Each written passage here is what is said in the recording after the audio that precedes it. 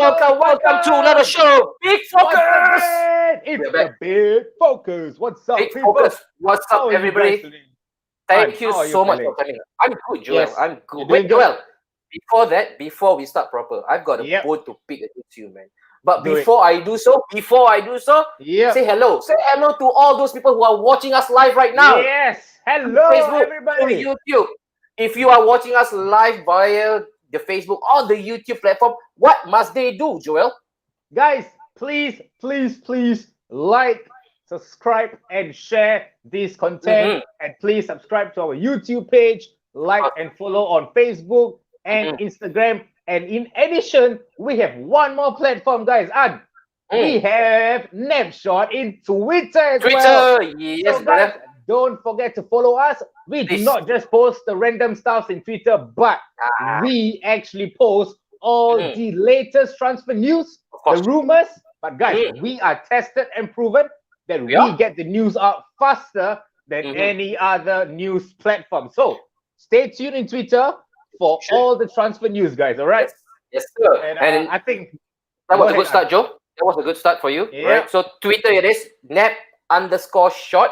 yeah, And like Joel mentioned just now, my lovely co-host here, you can get all the latest breaking news yeah, in Twitter fashion. And we actually hired a really credible source for this, right, Joel? yes, tier 1 source. Tier 1 source. And you Yeah. know, he ran all the way, not in Singapore, he comes from London. Yeah, So we got to splash the bucks, man, for this guy. And Napshot, we Definitely. are moving in the right direction because right now we've got really serious people in the company right now. And it's Yep. all thanks to you people right now who are watching us live. Please keep on sharing. Keep on sharing keep on the content. supporting us. Yep. Today, what's the lineup? I'm very sure if Show you them guys that. have seen the poster, Joe, if they've seen the Oh. poster for this week, they would have read the copywriting. The lineup today, Mamma Mia, It's sensational. like sizzling hot, bro. It's sizzling hot. We've got Spurs from Malaysia. Yep. Although let me say with a bit of caveat placed, he Yep. is right now stuck in traffic. So let's hope and pray that he can make it on time for the show. And then the second guy, sensational piece. He is more Ooh. sensational than Frankie Fu in Phua Chu Kang, Joel.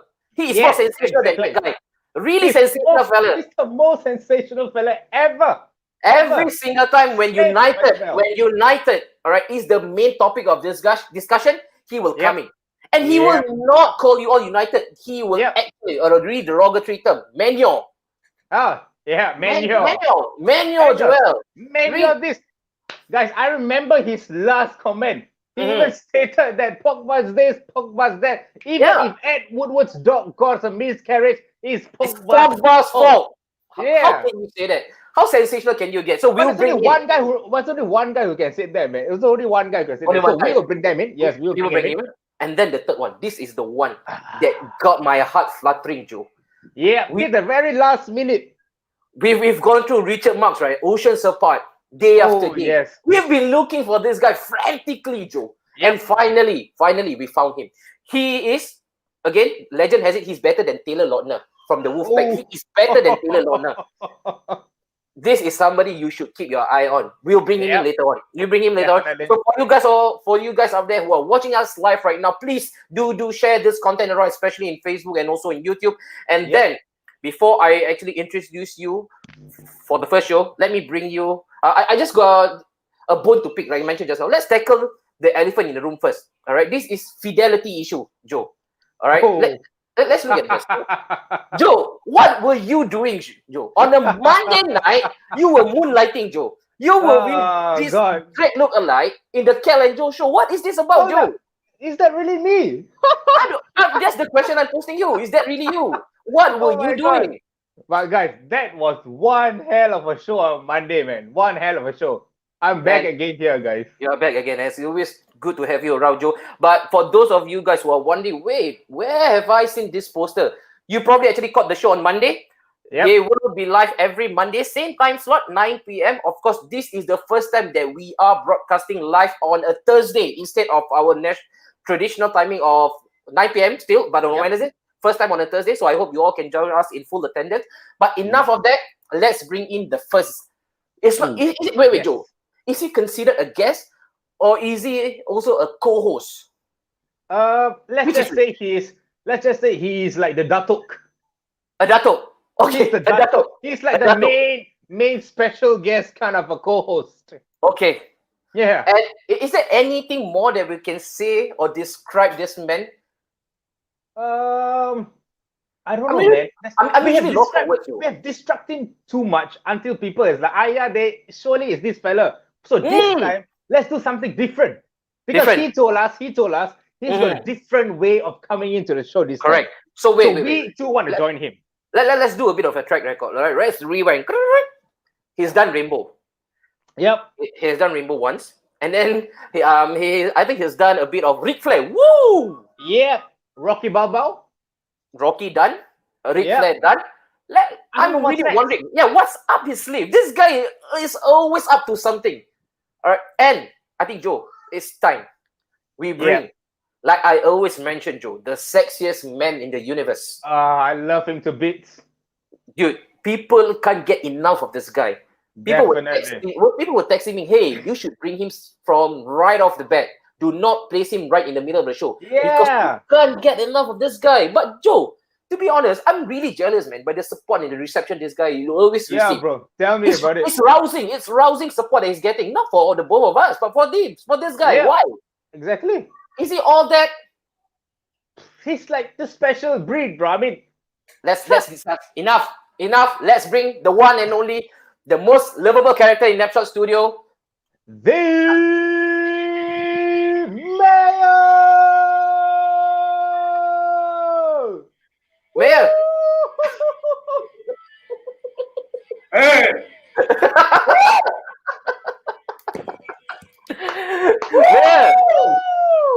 Mayor, what's up with the mask, Mayor? What's up with the mask? What's up with the mask? I came back just now. From where?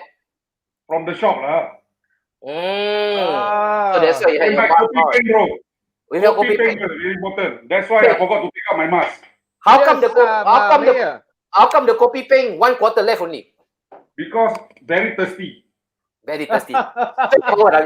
Very eager and cannot wait for our show tonight. Yes. Mayor, what have you been up to since the last time we went live? Yeah. You had about 8 days to yourself. What were you doing? Tell the crowd. Come on. As usual, very interesting.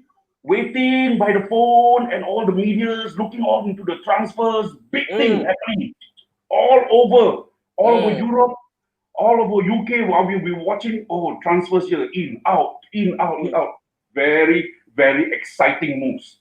Exciting. Very Joe, exciting. You know what? Mayor right now is on the verge of getting blocked by me, bro, on WhatsApp. This guy has no respect for time. 1:30 a.m. text me, bro.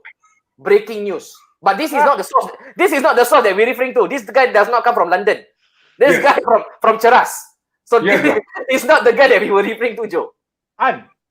He's torturing you in WhatsApp. He's torturing me in Instagram. Mayor, I've got to block him in Instagram as well. Mayor, non-stop. Get off the internet, Mayor. He's doing more harm than good for yourself. Get off the internet. Okay. after tonight's show, I can rest at least a little bit. Okay, all right. That won't stop me from stalking Joel on the Instagram and you on the WhatsApp. Okay, no problem. I will love until I can say this, until the transfer market is closed.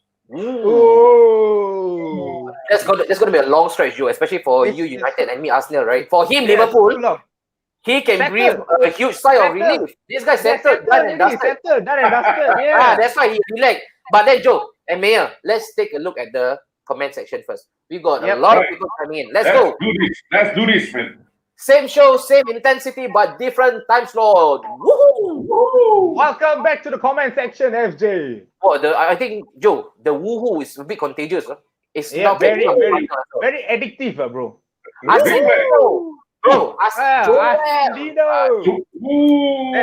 That's my brother there, man. Brother, I am saying thank you so much for chiming in. And then we've got Zudi. Zudi, wow. BALE is back, but for how long? No.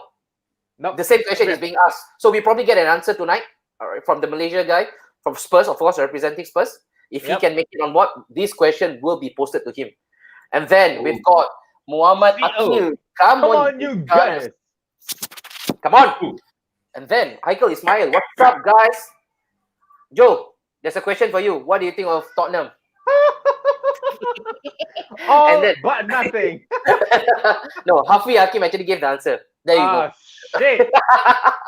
And then Muhammad Haikal Ismail, I love We Snapshot. love you too, Haikal. Yeah, man. Wow, like go dancers, yeah. Zudi for, of course, Mayor, the one and only. All right. Definitely him. We can't be go dancers, man. And then Mark, okay, Mark, thank you so much for chiming. Mark is always a fixture for us. If he's not appearing, he's in the comment section. This guy, you don't get any commitment, nothing less. This guy 100%. Who is Mark referring to? United or Tottenham? Have to win something this season. Bro, I know. Maybe we ask. Interesting. Mark, place in the comment who you're referring to. And then there's another one. Okay, Nicholas Hain. Where's the other Arsenal fan? Nick. Very good question. You gotta wait. For the good stuff, you always have to wait for a bit. All right? Yes. Just wait for a bit. That's the right word. Good stuff. You always have to wait. Just hold your breath for a while because the guy will come on board right after this. Yep. Wait, my friend, Haikal Moratti, headache lah, Man United. Bro, we will share the headache today, man. Sama bang. Headache ah. Tak boleh take it ah. Right. Macam stress ah. That's about it, guys. Please keep the comment section flowing. We need more thoughts, right? Chime in with us. We will select the comments. Yes. Every now and then we'll pick something up. Of course, we usually have something good to actually take, something substantial from the comment section. Keep it coming. But then first of all, let us start off with the first guest. He actually sent me a photo today, you know, and I was really taken aback. The photo, bro, I tell you, let me just share with you. My God, if you are not taken aback, if you are not pissing your pants, then there's something wrong with you as a person. He showed me this picture. Don't ask me why. Don't ask me why I'm a Wolverhampton Wanderers fan. Ask yourself why you are not. Ooh. That's a nice shirt, man. This guy, I can tell you something, guys. This guy is a legend. He's a legend. Definitely a legend. Already a legend now. He is already a legend. Already a legend. The fact that he appears for Napshot Studio, legend. He's a legend. Yeah, legend. Anyone is on Napshot Studio, legend. Legend. But some people will not agree. Some people hate us. Some people love to hate. But we forget it. It's okay. Let's move on. It is what it is. So we bring on 47 years, Joel and Mayor. 47 years of support for one. That's like your age and my age combined. Bro, even then, haven't passed it. That one, no. That's the exact age of someone, 47. Mayor, you want to tell us? 47. Did we get that spot on, Mayor? Look, 47 resemble the duration of support for this supporter that we have right now. He's going to come on board right now. Let's put our hands together. The one and only Mr. Hussein. Thank you, guys. Campeones. How are you, Hussein? Yeah, I'm very good. Thank you so much, mine, Carl, Anwari, and also the Mayor. And not to forget Mr. Raswinder also for giving me this opportunity to come in. Big shout out, Ras. Thank you so much for opening us up. And Hussein, have you been on this kind of platform whereby you are able to express your love and support for Wolverhampton Wanderers? Basically, not in the local term but in the English side, I do. On the English side, yes, I do. Basically, I'm also part of this group which is called the Molyneux Mixed. And also, Molyneux Mix is one of those famous one in the corner with also Punjabi Wolves, you know. So all these groups are that are based in West Midlands and any part of London, right? I'm in there, you know, discussing and also giving my views and all this stuff. So basically, they do know that in Singapore itself, right? It's not just for me alone. We do have a Singapore Wolves fan base, but you gotta be kidding me. Yes, because we are limited edition. So most of us are all in 50s. So basically, yes, this is all the otai they call it. The old timers, it's only just recently we have a handful of all those mid 40s, 30s, and young 20s graduate coming in because I think after the 3 season some of them are already excited you know, because of the signing and all. Yes. In what's that? And also, just before you go on, right, Hussein, I know right now you are raring to go. We can hear from the tone of your voice, you are super excited, and so are we. But I just want to show you this comment. Nice to see you, Hussein, aka Captain. Is that what you are known as, Captain? Who, Captain? No, I'm Full Moon. Full Moon. I'm Full Moon. Yes, I'm not Captain. Wrong guy. Yeah. Because yes, Captain is because I'm a bus captain. Yes, I'm a bus captain with SMRT. Yeah, for 29 years now. Wow. So yes. Service for SMRT, sir. Oh, yeah. Hussein is a loyal fella. He's a loyal fella. I used to have a Wolves decal on my bus. So basically, sometimes when those English fans that come in, they say, "Wow, Wolves bus." Then I asked him, "Are you a supporter of Wolves?" He said, "No." Then get off the bus. Because you know why? Football fans, if they know it's a banter, they will know it's a banter. And sometimes when I look at a Manchester United supporter, or when I look at a Man U guy, or a Liverpool fan, right, running, I'll purposely close the door and then I'll move a bit. Let him run a bit more. Then I'll open the door and say, "Hey, sorry, I didn't notice you. I just noticed." But it was pure pleasure to see them running for the Wolves bus. United falling down. It was a pure pleasure for Hussein to watch United fans falling down in the bus. No. Better not to fall down inside the bus, because if you fall down inside the bus, I'll be in trouble. Basically, no, it's all outside. Yeah. All right, Hussein. Okay. So stay where you are. Thank you so much for that much needed introduction. Yeah. I'm very sure there are tons of people who wants to ask you about Wolf and your allegiance, when you actually started, and every question that surrounds your definitely. But then sure. Let's bring on another guest, both Maya and Joel. All right. Another guy. Yep. This Thank is you, another guys. guy. Controversial fella. Really controversial fella. Very. He hates United. Big time. just the mere mention of Manchester United will make him shudder. He hates United to the bone. In fact, just now I was looking at it. Just now I was speaking to Alex. He told me A to Z why he hated United. He says that it stretches all the way back to his school days, bro. All the way to the school days. That's why he hated United. It started way back, 20 or 30 years back. Why though? I really want to know why that much of hatred. Then why not we invite the guy himself, Mr. Alex, the realist. What's up, Alex? What's up, Alex? My brother. What's up, my brother? How are you, brother? Bless you. Alex? Snapshot lives matter. I would like to take this opportunity to thank Anwari, Joel, Mayor, Galvinga, and all the crew at Snapshot Studio for giving the men on the street, football fans like myself, a platform and a channel to talk about football, and also helping me to fulfill my childhood dream of being able to banter and laugh at Manchester United on a global level. Alex, what an introduction it was. In fact, what an introduction. I never thought I would say this, but Snapshot Studio has become so important to me that it have overtaken Pornhub as my favorite video channel. every time I watch Snapshot, I'm always ready lah. Alex, I'm okay that I'm okay with that confession. I hope that tissue wasn't used after you watched me and Joel or even Mayor. But we don't discriminate here. We accept all orientation. It's absolutely okay. It's good to have Alex. That's what it is.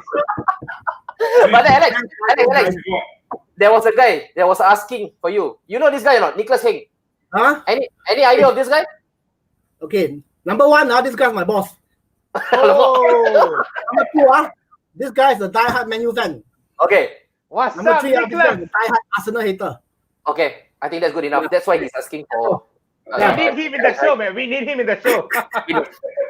Right. So now that we have everybody, of course, Noah actually chiming in. Pornhub. You know why Noah is laughing? He likes that, man. He likes that website. He really likes it. Now, we are not advocating, just so you know, disclaimer, it's illegal. All right? Yep. It's illegal. All right? Okay. So let's start the show proper. Of course, we want to pose the first question to Hussein first. Mayor, I'm very sure, Mayor, you itchy mouth ready. You have a lot of questions for our Mr. Hussein, the one and only. In fact, when I actually got him on the poster, many people were actually texting me, Joe. Say, hey, this Hussein guy, He's a really famous guy. He's a really an important guy in the local fraternity. So telling me that. Yes, this Hussein guy is a gem. Mayor, 47 years of support. What do you have? What do you have for Mr. Hussein? What kind of question do you want to ask first for us to start the show?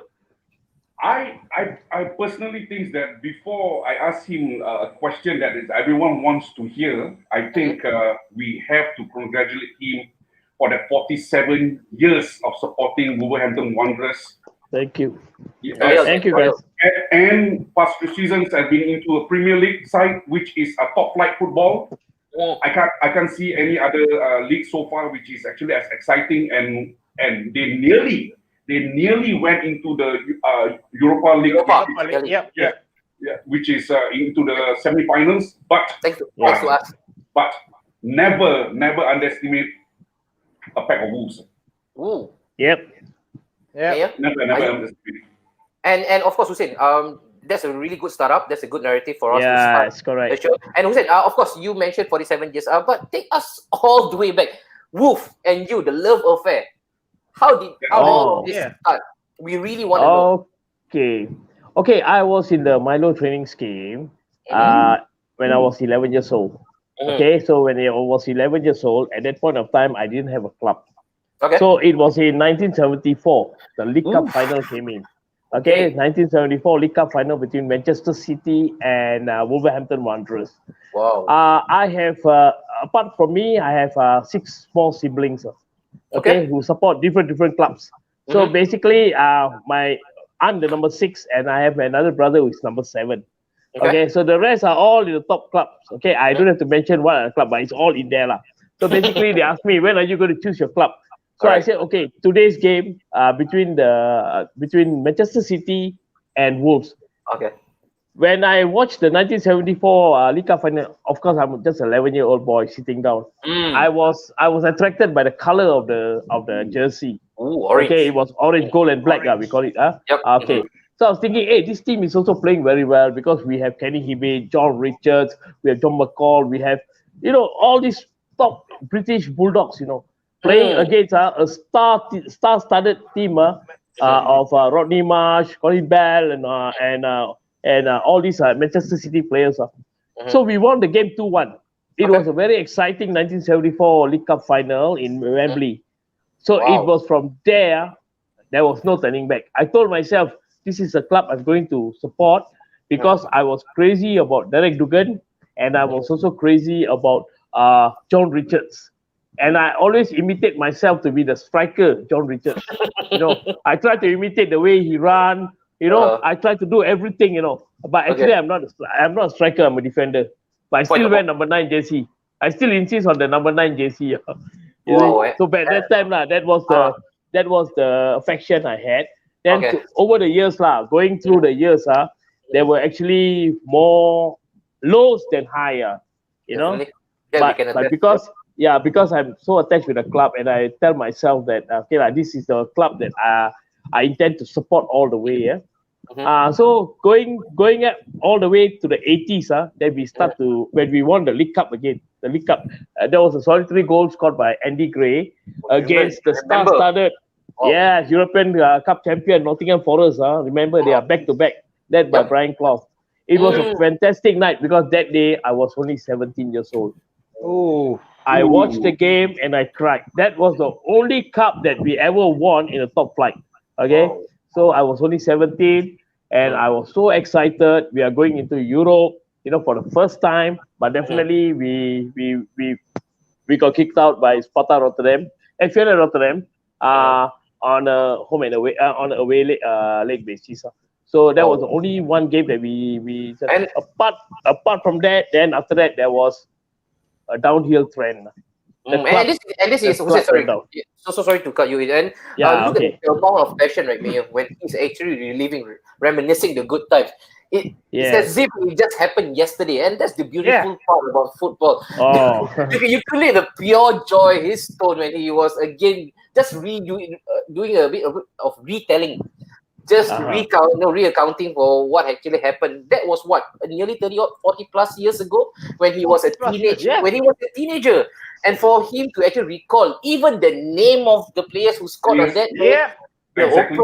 the opponents players as Joe, well. it speaks volume, Yes. man. The Oh my amount of goodness. love this guy has for Wolves. And Joe, I know for sure you do have some burning question that you want to post to our Mr. Hussein. Off you go, man. Take it away. First up, Mr. Hussein, huge respect Yes, sir. to you as an Wolves Thank fan. you. I'm a major admiration of Wolves team. I mean, Thank you so much. Definitely not as long as you are, but I mean, I've watched them play a few. But there's only one thing I would love to ask you. I mean, I'm come from a family full of Liverpool supporters. You come from a family that's full of top tier club supporters. How you actually were able to sustain yourself to tell them, hey, look, Wolves, it is for me. Yeah. There is no other team for me. How would you able to sustain? Because I'm sure there will be like, hey, look at that, United winning all the way, Liverpool winning all Liverpool, the way. right? Arsenal, even at the point of time, Arsenal was also winning. Even Tottenham also were like really hot stuff at the point of time. So how did you were able to sustain yourself? Was there a point of temptation? Was there any point of time and say that, okay, I think sudah lah, let's support another club. Enough is enough. Yeah. No, because I have a brother who is an Arsenal fan, very annoying.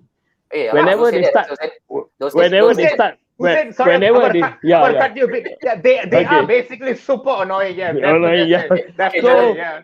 First try. There's always a case where they will tell you, can you step aside first because you are in the lower division, while the top division one will talk about football and all this stuff. Yeah. So and to look back, actually my youngest brother is a Stoke City fan. So both of us are always in the limbo lah. It was just at that moment when you see those top clubs, because you see my brothers from Manchester United, Leeds United, Liverpool, Tottenham Hotspur, Arsenal, okay, and myself, Wolves and Stoke City. So basically, it's all a different club. It's a mix. It's a mix, yeah. Nobody joined each other, to that's good. to support. My God, Stoke City. I'm still like shell shocked, Mayor. Oh my God, Stoke City. Yeah. Stoke City. Oh my. We do, yeah. So we need to get your brother. We are not talking only to one legend in the family. Yeah. This is one of seven or one of seven legends. Exactly. You cannot imagine actually now what is going in the back room when actually Mr. Hussein is not talking to us. The bantering going out around the family members. I think every day the house is on fire, bro. Guys, if you realize, guys, back then the banter can be against Wolves, but right now Wolves are no more a banter team. They are out there with the top boys. Yeah, they are. I think for the tide has changed. The only thing is right now the joke is probably on us who were bantering Wolf, or back then when you were supporting Wolf, right? But then Hussein, I just got one message and one message only. Say hi to your brother that supports Arsenal. Tell him he has made a good choice in life. He's a stuck-up guy. It's okay. It's okay. Don't say that. Always out. They always out. One is over here. One is over here. Both of them super stuck up. All right, let's start. All right, thank you so much. I think that's good from Hussein. Hussein, we will go through all the fixtures that happened last week, and then we look forward to game week 3 as well, right? Okay. All right. Thank you. A couple of comments that I just want to pick up quickly. Nigel, hi. Thank you so much, Nigel, for watching. Nigel. Hats off to Hussein. Respect. And then Noah as well. Matt, respect. Hussein. Thank you. And also another one. Maybe Hussein, do you agree with this sentiment though? Mr. Hussein looks like Nuno Santo himself. Look at the beard. Look at the beard. Look at the French beard. Yeah. The beard. Okay. And then after that, we also got another guy, Ashik, who said from wow. Only starting, and somebody already asking him to actually stake claim for presidency. That's how important. And then, of course, there's another question as well. For you, what's your reaction to the departure, or your reaction rather to the departure of Diogo Jota to Liverpool? Just hold on to that thought for a while. We will go through this, all right, bit by bit. So let's get on. I know Alex is already waiting. Alex is boring already. When this guy wants to finish about let's start off, Alex. I think there's a burning question where everybody wants to listen. All right, let's go to one important question. Alex, I just want to pose this. Lex, but first up, Alex, I've got huge respect for you. So much love for you, my brother. I don't care if you hate United big time, but my love for you will never ever go low. But I just want to know one thing, bro. Why so much of hatred for United, and when did this started? Well, I mean, hate is a very strong word. I don't hate United. put it this way. I don't hate United, but I just said, I just love the banter United. I started supporting Arsenal during the 89 after 89. Then back then during my days there's no social media. You have to catch up on football news via teletext. Then after you come to the newspaper. So when I start to have more access to information on football, that's during the Wenger Ferguson era, whereby our fierce rival is Man United. So I know that as an Arsenal fan, I'm supposed to have a dislike for Spurs. But I'm a Singaporean. I'm not a Londoner. I don't born in London, so I'm not absorbed into the whole Spurs Arsenal North London rivalry. But at that point in time, our fierce rival is Manchester United. So at that point in time, Manchester United, other than Arsenal, is a dominant force. So typically, when your team is dominant, when your team is winning, how will the fans be? Long. So last time during school days, I'm always the one and single one that's surrounded by Liverpool and Manchester United fans. So they always banter me all this. Then I was like, I'll fight back. Then that's how I developed the so-called hatred. But then at the end of the day, football exists for bantering. Correct. You're right. There's hatred. There's so-called hatred. But there's nothing against the fan. It's always about the club. True. Yeah, Alex, I can tell from the way how you mentioned this, you can say that we are always rivals but not enemies. Yeah. That's right. There you go. I mean, if there's one thing I can add, we can always banter, but never take it personal. Personally. Exactly. Because the bantering is always against the club. Never against the person. Yeah. There you go, Alex. There you go. That's the golden nugget. Alex. All right. Whoever heard that, guys, hashtag that and put it Alex the realist. Get it on viral in all over the social platforms. It's always against the club, not against the person. All right. In fact, I enjoy giving. I also enjoy receiving, because for the past few years, since Invincible days, Arsenal has been shit, and by getting my fair share of bantering. So, right. Alex, wait. If there's one thing, Alex, they are getting back. They're coming back. They are getting back. And also, Joel, I'm more concerned with Alex's statement just now. I enjoy giving and I enjoy receiving. Let's go to the next one. Let's go to the first point. Let's go to the first point. All right, let's go, Mayor. He's coming mate with the highest scoring match week. We broke the floodgate. Who needs defenders? Nobody needs to defend this week. Yeah. Every team or every match that we can watch, actually most of the matches we can watch an average goal of three right? goals. Yeah, because everybody's banging goals and everybody has actually learned what is going on last season. Because when the champions of 19 and 20, which is the Liverpool FC, has actually put a very big gap on the early part of the season and actually left a lot of things behind. So now, all the teams in the beginning, they start to go for it with a goal difference and also with heavy scores. This is how I look at it. So they won't give and they won't look back. They will go all out. And why would we complain? Why would we complain, right, Joe? Yeah. If it means more goals for us, hooray! It's the perfect way for us to actually welcome back Premier League. And it's only game week 2, guys. We are now for our game more week to 3. come. More to come. All right. 36 weeks to go, bro. 30 weeks. 36. And now, right now, we have already attained record goals scored for game week 2. God knows what's going to happen this coming week. All right. And also, another news that we just want to quickly go through. UK government confirmed fans will not be allowed into stadium. Maybe Hussein, I just want you to chime in with this. Hussein, shaking of head. I know I saw your I think your posting on Facebook. You mentioned that one of the reasons you can attribute to the recent loss for Move is because you are losing the power in the pack. Yeah. Right? Yes. So the roaring pack is always a shock, man. And how detrimental it is now, especially now this news has actually broken out, how detrimental it is for you and against your cause for Wolves.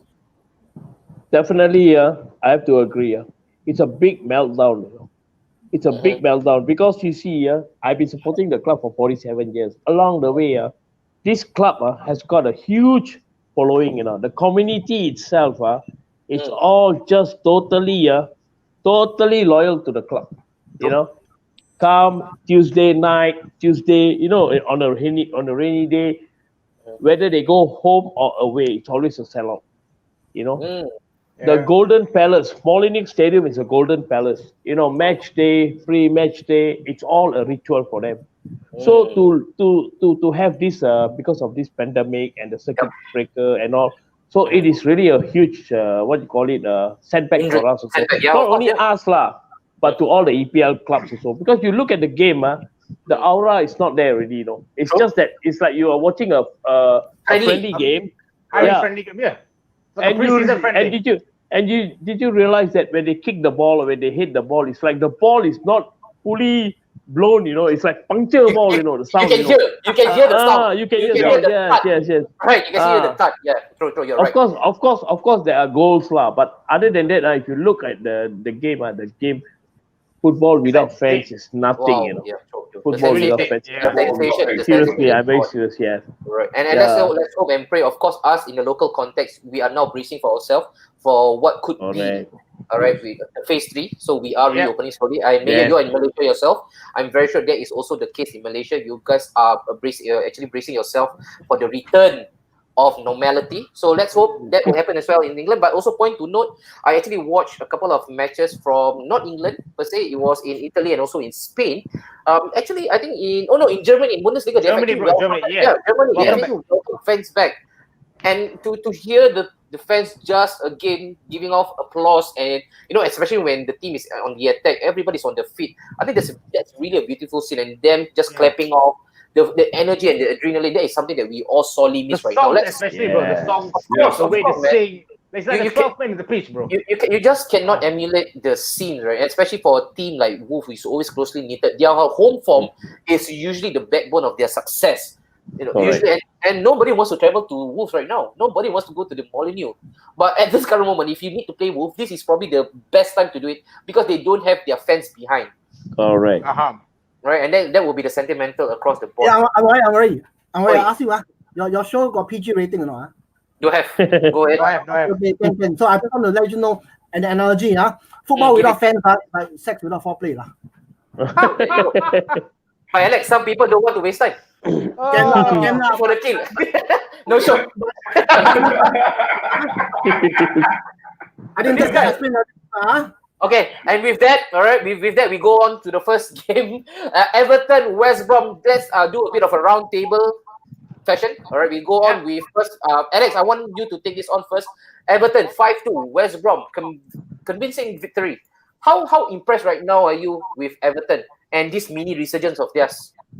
I think Everton have shown everybody that what how important effective with them is. They brought in 3 quality midfielders, Alan, James Rodriguez, and Doucouré, and it totally revitalized and totally changed the whole team.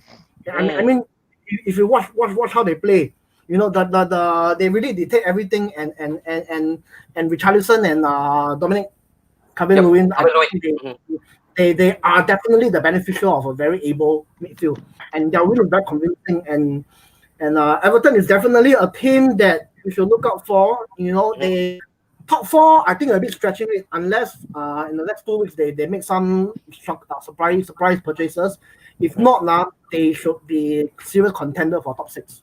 No, I think right now, Mayor, again, I always give you this credit because you have actually called the pocket quite early for Everton. So you always mentioned to me, Lanori, look out for Everton. You might see a new power in Merseyside. Of course, saying that they will now overtake Liverpool in terms of the bigger powerhouse in Merseyside, that's a bit of a stretch. But then again, let's go to the match, Mayor. I just want to speak about this incident, the red card. Right, Mayor? So there was a bit of shoving. Of course, Arsenal fan, we should not be surprised by Gibbs getting sent off. That is almost a normal occurrence when he was clad in our famous red and white. But then, first of all, Mayor, I want you to touch on the red card issue. Was it a bit too harsh? Although we do understand right now, the remit in football, you should not raise your hand against an opponent. But could the referee just probably pull a blind eye or give him a stern warning, a yellow card? Would that suffice in this case? Okay, actually to me, it wasn't a surprise at all. With the start of the game week 1, we can actually already see, in fact, during the FA Cup and also the Community Shield, we can see how refereeing has taken place at a different level. with VAR in place and actually very strict and referring to the screen now with every matches. I think what the referee has already put in so-called installed into the referee association of FA, they have said we have to put our foot down, make a good decision, and do not make mistakes, any more mistakes with the help of VAR. And also with that red card, to me it wasn't harsh. It was already stated that the moment you raise your hand towards someone or opponent or a player whatsoever, even though someone is touching you and you just brush it aside right away, it could be and it will be a so-called a penalty or a cut for the player. So in this case, I think the referee has made a very good call. I'm not so sure about Everton fans onto what I'm saying, but to me, it is a very good call for the referee stamping onto the way how they make the decision. Good. And Joe, and also I think in right after the red card, that was not the only red card that was being dished out. I don't know, Hussein, whether you actually caught them. I just want to quickly touch on Hussein for Bilic. Was he unfairly again being sent off? Could the referee just bite in on during that point? I know, of course, he was under a barrage of attack from Bilic, but could he have just diffused the whole situation? Probably tell him, right now you are simmering with anger. Go back to the dressing room and we shall talk again. Right. I know when they come on channel, or maybe right after the second half ensue. Okay. To be honest with you, I hate West Brom because they are my rival. That's why I'm asking you. Okay. But the screen where are just outside the field to have a look. This should have been done last season. They should have done this last season because of this, we actually lost precious points. Okay, because the referee does not want to look at the monitor outside. They basically they rely on the VAR. You see, so this is where a lot of the fans are not happy because certain goals are disallowed because of the hair, the humped hair, the toe, and all this blah blah thing. It's all the bullshit. Yeah, correct. And it is very damaging, especially for fans. When there is either a 3 point or a 1 point now, but ended up you could either be 0 point. Therefore, Bilic, like what you say, okay, for Gibbs, definitely that's a red card. You don't play all these things anymore, especially off the ball tackles. You have the fourth official, you have the linesman, you have the video, and it was an easy call for the referee to give a red card. And for Slaven Bilic, he can actually talk. But using his hand to touch the referee, that was the biggest mistake he did. Knowing that the FA will definitely punish him. You know? And right now, we are also waiting with bated breath what is going to happen to Bilic, right? Whether there will be retrospective action taken against him. I think definitely It's probably like a 3-match ban. Yeah, Joe, and you never do that, right? Especially to a referee. Never. Yeah, correct. Never. Let's keep Paulo to better. But on top of that, to the rest of us here, as Slaven Bilic, actually, if you put ourselves into his position, second week, match week 2, 2 losses, wouldn't he be allowed to be reacting like that? No, you're right. You're right. That's the question. With the first match, he actually lost 3-0 to Leicester, and now he lost 5-2. Complete mauling, But what has that got to do with the referee? Your team is playing like shit. Your players are reacting unnecessarily. So that's got nothing to do with the referee, though. Definitely, it's just that his frustration got himself into trouble. Humanistic nature, Joe. When you're down at about, that's what we get from him. And Slaven Bilic, he is someone who easily takes off. He's a walking time bomb, right? Even during his playing days.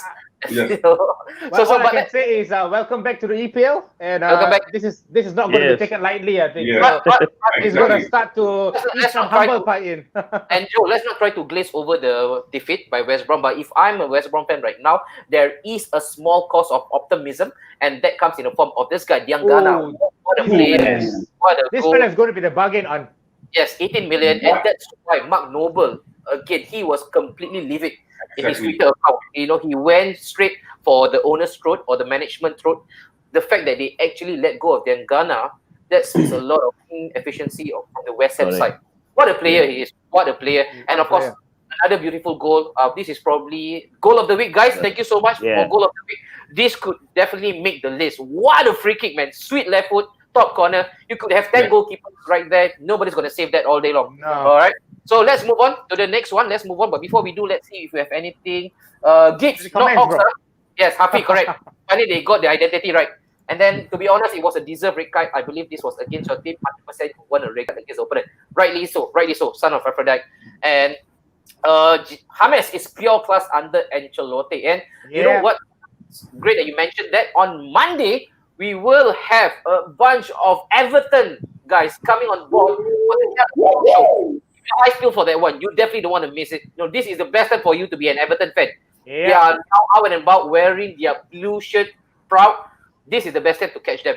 And then also another one, Hussein knows his football. No home teams might make things take risks without getting pressured. See them deal. Guys, yeah. This is all Calvin's family, man. Oh, family. I think it's his cousin. Yeah. Awesome, man. All right, let's go on to the next one, Joe. Of course, Liz. Wow, another thriller. Another 4-3. I'm getting tired of another 4-3 scoreline. They are never tired, bro. They got to overturn the match week 1 back into the scoreline. To their favor. To their favor. They had to do that. And guys, you know the reason, all right, or the biggest reason why they can run all day long is the man bun. Every player is not being spotted with a man bun. Something that Alex is trying to actually replicate. Man bun. Alex, on the way already, 3/4 there. Okay? Last time used to have, but not so long. More bun now. So this is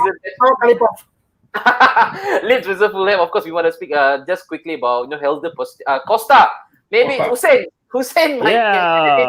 Helder Costa. What do you make of him and his performance in Leeds right now? Actually, when he left, we also felt a loss lah. But definitely because we know what Nuno is up to, because Nuno Espirito Santos is a very meticulous gaffer. He knows what are the players that he needs, who are the players who are ready for the Premier League.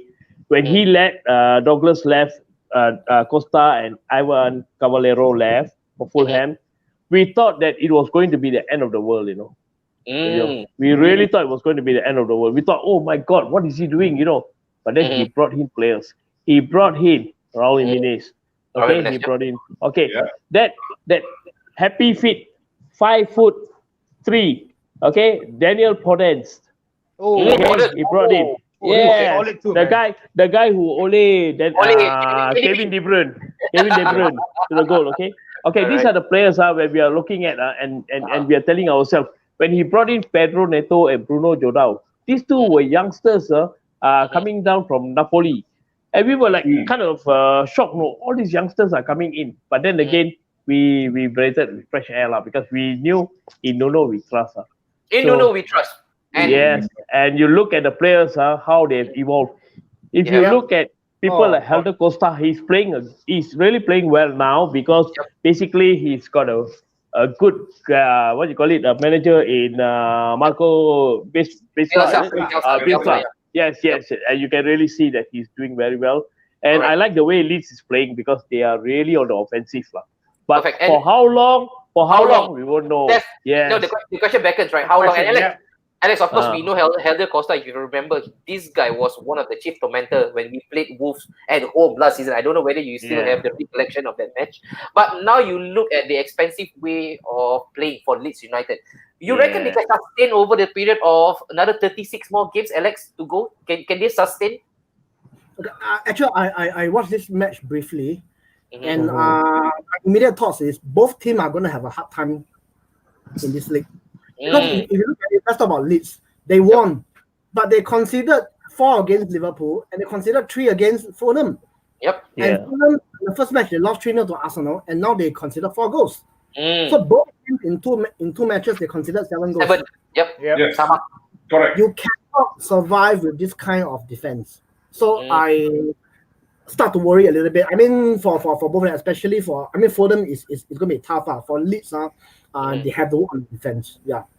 They do. And I know right now it's too early, right, guys, to actually place a verdict on Leeds United. But judging by the way they play, and also let's talk about a bit of Fulham. Do you think they will actually be stuck in this ugly relegation battle, Alex?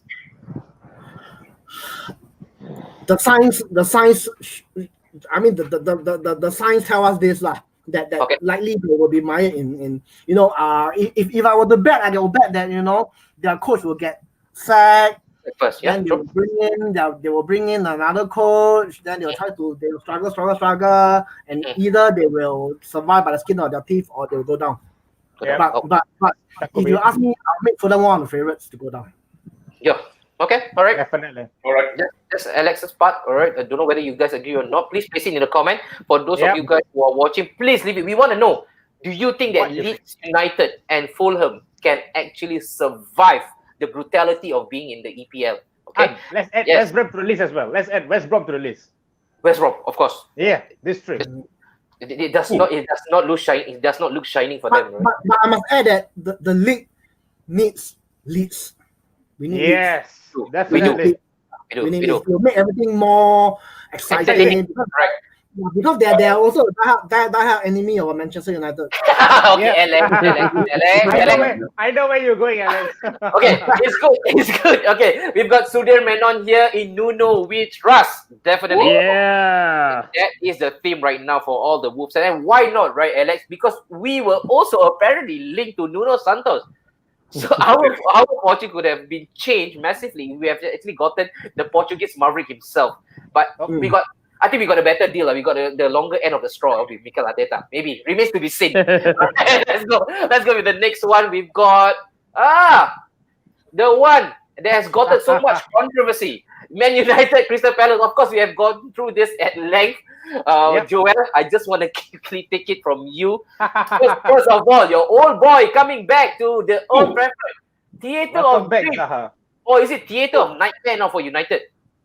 Let's just keep the Stadium Theatre of Dreams. We won't want to change that. But right now, it's looking very shaky. But I don't know where to start though. I mean, I've let it all out on Monday. I'm not going to start today. Today, the highlight is going to be on Alex and Hussein and Mayer. Okay. So Alright.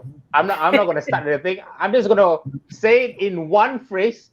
Is I rest my case. You rest your case. Okay. And for now, let him rest his case. We shall revisit that ground again, of course, next week because they are playing the mighty Brighton. So everybody that are coming up against United right now, Mighty. they are all mighty teams. Yeah. All right. But then again, Mayor, of course, I want to just pick on your footballing intelligence. Right now, another refereeing issue, the VAR.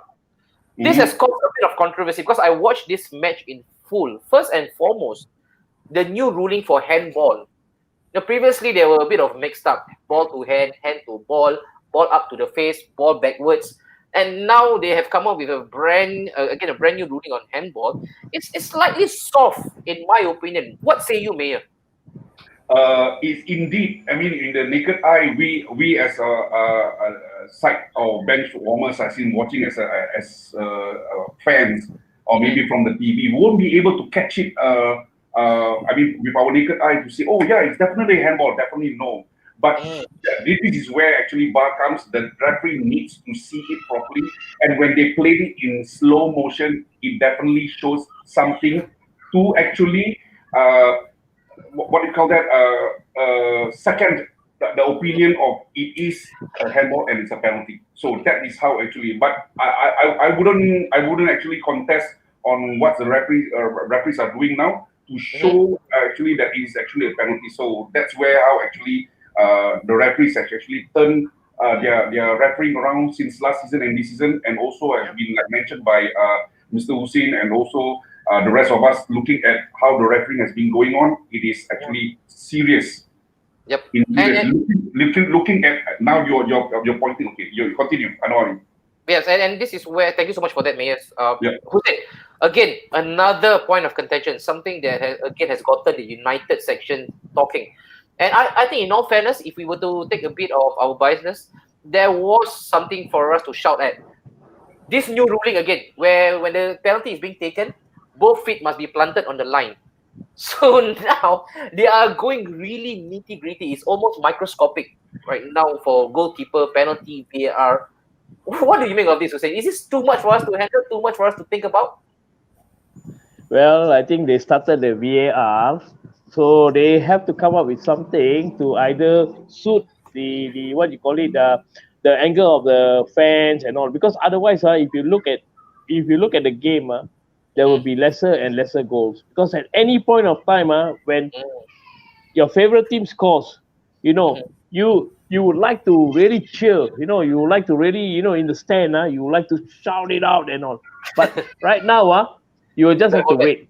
You have to wait until the VAR is officially decide or declared. Okay, it's a goal. Then you shout. So yes, the excitement is no longer there. No, It's no longer there. Even because you see, if let's say you scored, okay, you scored, your team scored, and then you started to cheer and all. Then suddenly found out VAR rule offside. The opponent, the away fans, will start to snide remarks on you guys. So it's the other way around. I think it comes down and boils down to never celebrate too early. Yes. In other words, I come from the background of VAR because I play rugby. I know what VAR exactly is. I've been through lots of VAR controversials as well. But in VAR for football terms, right? Because rugby is more of a start-stop match where you stop and then you start and you stop and you start. But in football, it's a full-on guns blazing 90 minutes. Yes. So I just feel like the referees are not being able to visualize certain plays. So that is why we need VAR. So there are some incidents where the referee cannot see what happens at the back of them. Yeah. It's like a two-footed challenge. They will not know. So that's where VAR comes to take place. United lose because of the penalty. Rules are rules. No question asked. Lindelof is shit. I'm not going to start, but that is it. True. And also, I just want alluding to Hussein's point about this whole VAR being an absolute joy killer. I also want to bring my own brand of analogy, like Alex. You know what? Because he says, right, we always need to wait for VAR to reaffirm that that's a goal. Whilst we know for sure that's a goal. It's what I could compare to when you are in delivery ward. You know your baby is a boy. You know for sure. Every week you go to the doctor say you are having a boy. And then once the baby arrives, he said it's a boy. Am I supposed to celebrate? I know already for sure it's a boy. Yeah. Bad analogy, we should move forward. Right? No, you need the VAR to zoom in to see the bird. Yes. No, but we saw already. I'll give you an A for effort. I'll give you an A for effort. I mean, from that point onwards, we have to see also how much the bar costs. If they don't make use of it, FA is going to lose a lot of money. A lot of money, correct? And there you go. And also, I think interestingly, this was the comment that was being made by Oli himself. There is no excuse really for not getting your transfer done. Fires shot at the board. Alex, this again, you pull it back 2 seasons ago. This is probably a normal occurrence in Arsenal, right? Our manager firing shots, putting shots at our board. How satisfying it is for you right now as a rival fan seeing Ole the one doing it against United board? No, bro, that was Gary Neville, right? Oh, Gary Neville. Yeah. No, you're right. No. But remember that Ole actually had he's doing it publicly now. Yeah, he's doing it publicly now. Like Alex, right now, again, you are from the outside, just assessing the situation from the inside. How satisfying it is for you as an Arsenal fan. You see the house crumbling down slowly but surely. A rich club with a rich owner whom is not willing to spend. A club living on his past glories. Disgruntled fans. Philosophical. Wow. Ladies and gentlemen, Manchester United is the new Arsenal.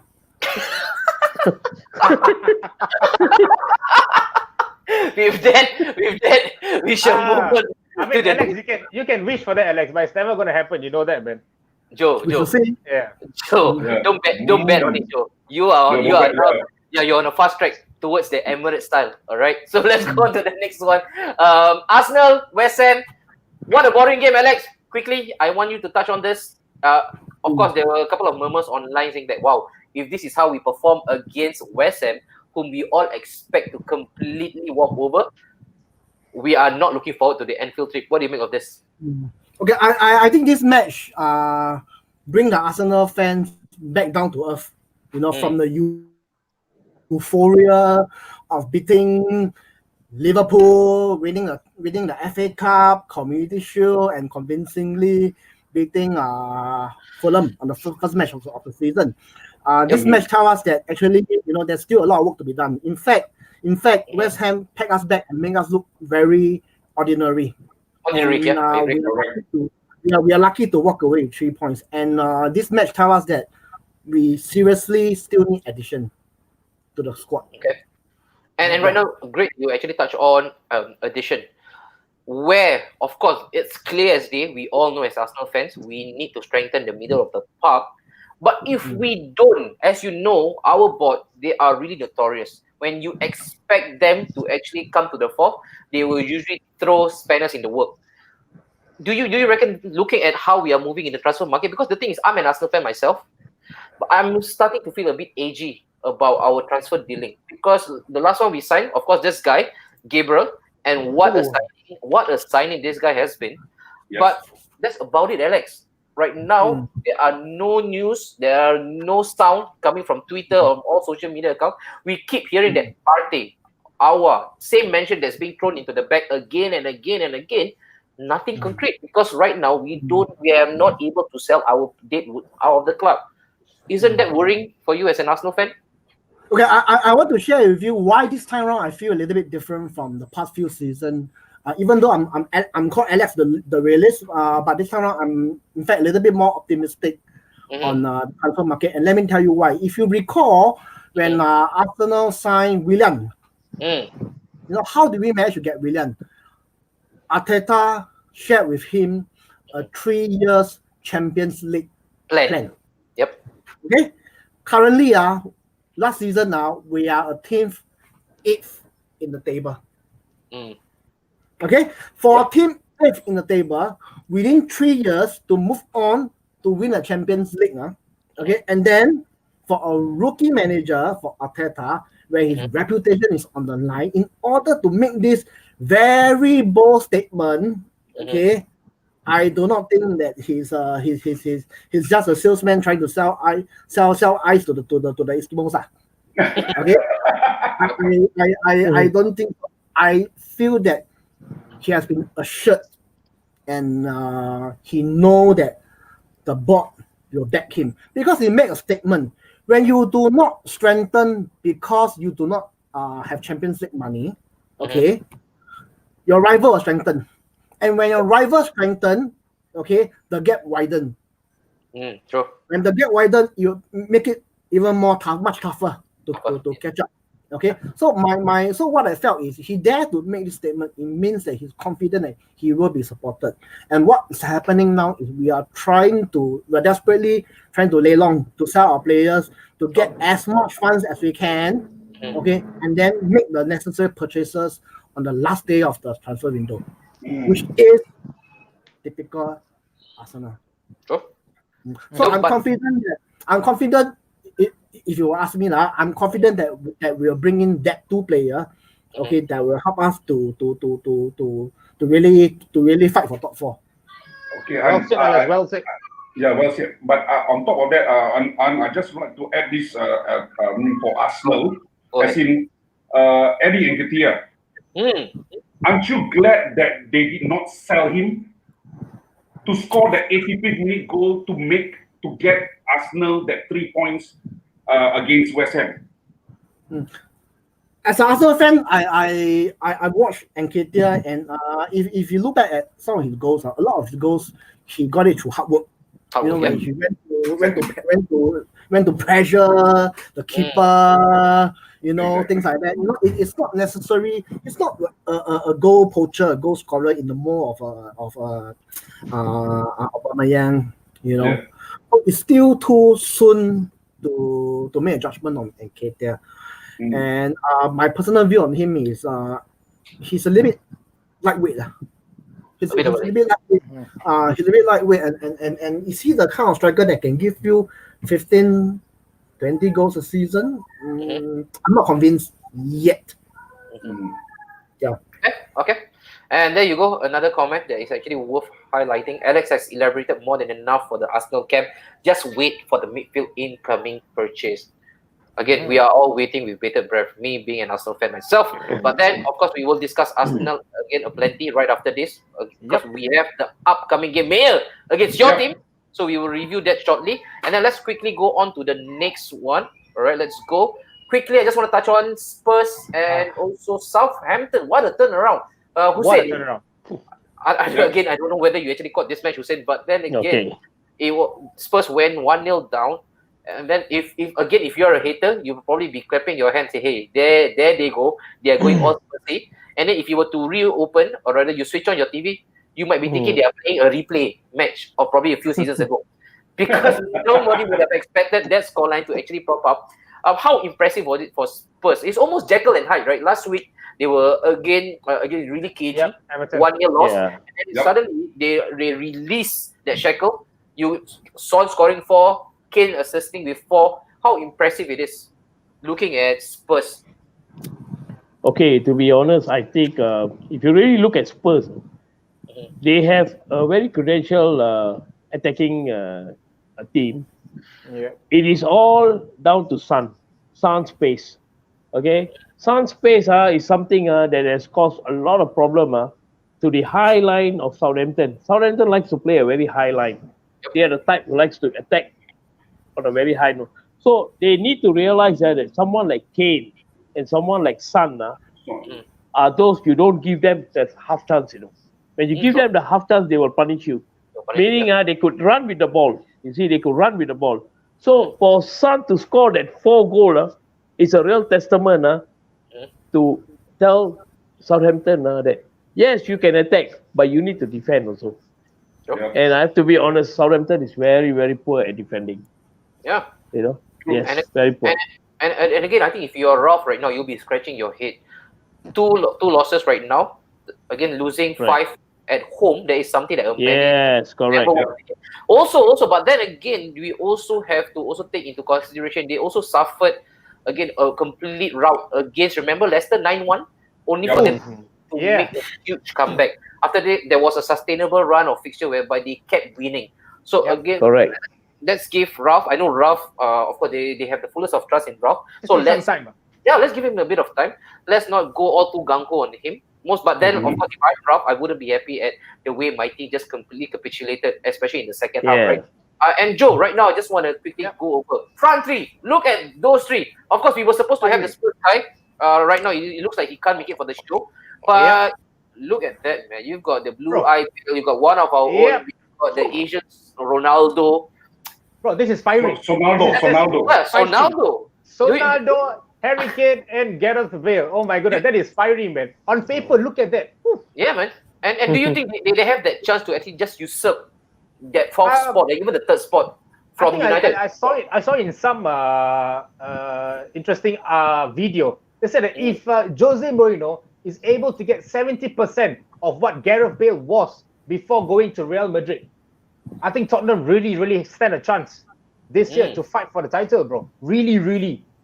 Honestly speaking, I mean, if they can get Harry Kane injury-free, Son at the top of his game, Gareth Bale injury-free and regain his form, I think we are looking at Tottenham being a real contender, man. Yeah, they will be in with a real shot, right, Mayor? And also, Mayor, I also just want to quickly, there is an interesting comment. Of course, this is being said by his agent. His agent will never say otherwise.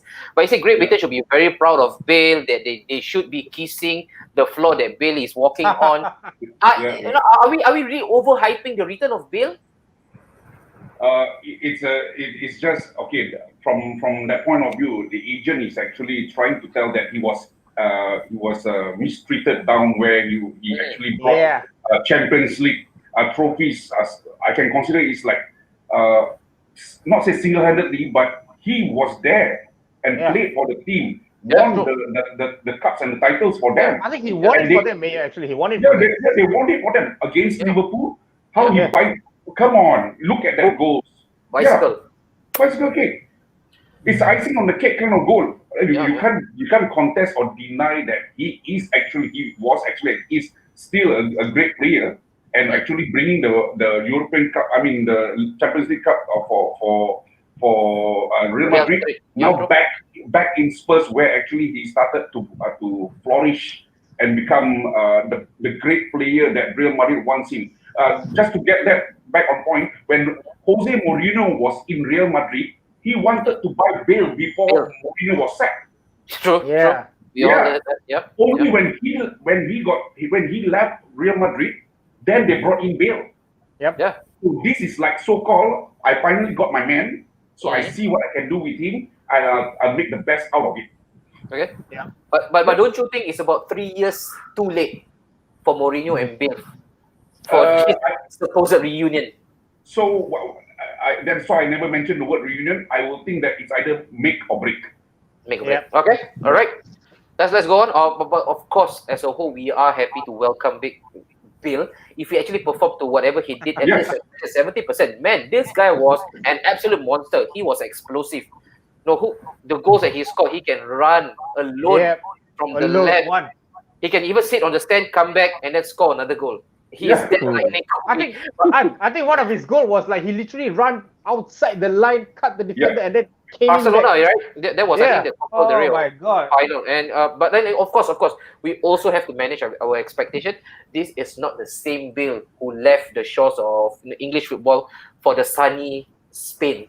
But if you were to take into all accounts the record, or rather the trophy haul that Bale has actually accounted for, he is probably the best British export. That is as much as I can attest to. The best British export. Exactly.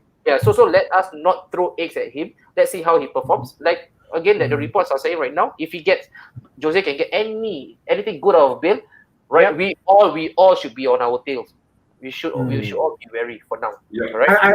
I felt that Real Madrid has actually disrespected Bale the way There you go. the way Barcelona disrespected Luis Suarez. Yes. Gareth Bale is a key player during his time in Real Madrid, whereby he contributed massively. He's not a bench player, whereby just freeloader that kind. He's not. So the way they treated him, I find disgusting. It's just true. But that is Real Madrid, right? In essence, that is how Madrid is. Ruthless. All right, let's go quickly. Newcastle, Brighton. Hussein, Newcastle and Brighton. Wow, this is a complete role reversal. Newcastle got a victory last week, but this time around suffering a shock defeat, I will call it, against Brighton of all teams. Maupe. I think this guy Maupe is one hell of a player. Yeah. And there was this young boy. I can't remember his name, but he was playing the right wing back. Tariq Lamptey. My goodness, this young boy is, I tell you, magnificent, man. Oh, yes, man. Totally. I think Potter really kept it under the radar. But for Newcastle, I think every season, as long as this bloody Ashley is still there, the owner, thankfully he's still there. Thankfully he's still there. He will never spend. Okay. I have to be what do you call it, honest with Newcastle fans. He only wants to buy Pasar Malam players. Okay. He only wants Pasar Malam because at the end of the day, they just wants to stay in the division and collect the money. That's all. When they had the owner coming in, a Kuwaiti, what do you call it, a billionaire or whatsoever. It's all because of the government money, the oligarchs and all these things coming. So the deal fell through. So Newcastle, I have to be honest. This Tyneside club is actually a well-supported club. Of course. Okay, they are actually a well-supported club. They are very passionate, but just too bad you have a lousy owner, and honestly, you have to take out Steve Bruce. You have to bring in someone who can really lead this club. Well, they had Rafa. But they can still stay at 8 to 10 now. So don't have to come up there because allow us to actually play in League. That's about it. We just want them to stay around 10 and just collect the Premiership money. That would be good. A lot of agenda, a lot of agenda. That's right. I like the way how you mentioned it. Peter mentioned Chelsea let Lamptey go too soon. Could be his breakout year this season, man. Wow, Lamptey, what a player! What a story! Just 2 matches this season, and we are waxing lyrical about this guy. Why not? He is absolute superhero on that right wing. Correct. So far 2 matches, nobody has actually found any solution to stop this little guy. What an absolute talent, man! Yeah. Sensational. All right, so let's move on to the next match. All right, this is the last one.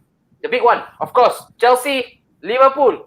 Mayor, Yeah. Controversial after controversial. As a neutral, we were all expecting goals. We were expecting again good flowing football, full of chances Boring created. ah. Boring. That is like us watching Tidur WrestleMania. WrestleMania, but then it was the woman game first. You know when they always start up before the main pay-per-view. Boring The lah, bra- Mania. Is this how a champion should perform? Okay. Okay. Talking as not a Liverpool fan, as a neutral person, I look at the game. Yes, it is indeed a boring game. In fact, to be honest with you, it is too safe. Too safe of a play. With regards of how actually the attacking and also the holding of the ball, but we have to mention a couple of names mentioned.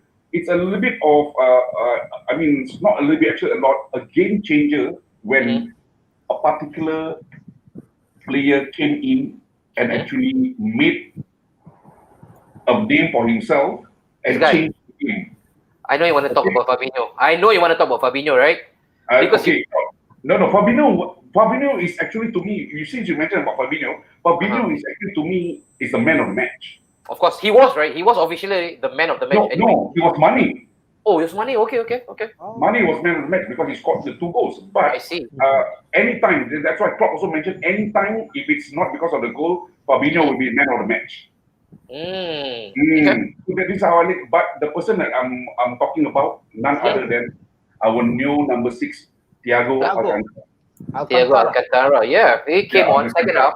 He has broken a record already from the most passes being made successful attempt. Of course, I think he broke the numbers was, I think, quite majestic, man, for a guy who comes in for the second half. But this is what Liverpool fans can actually expect.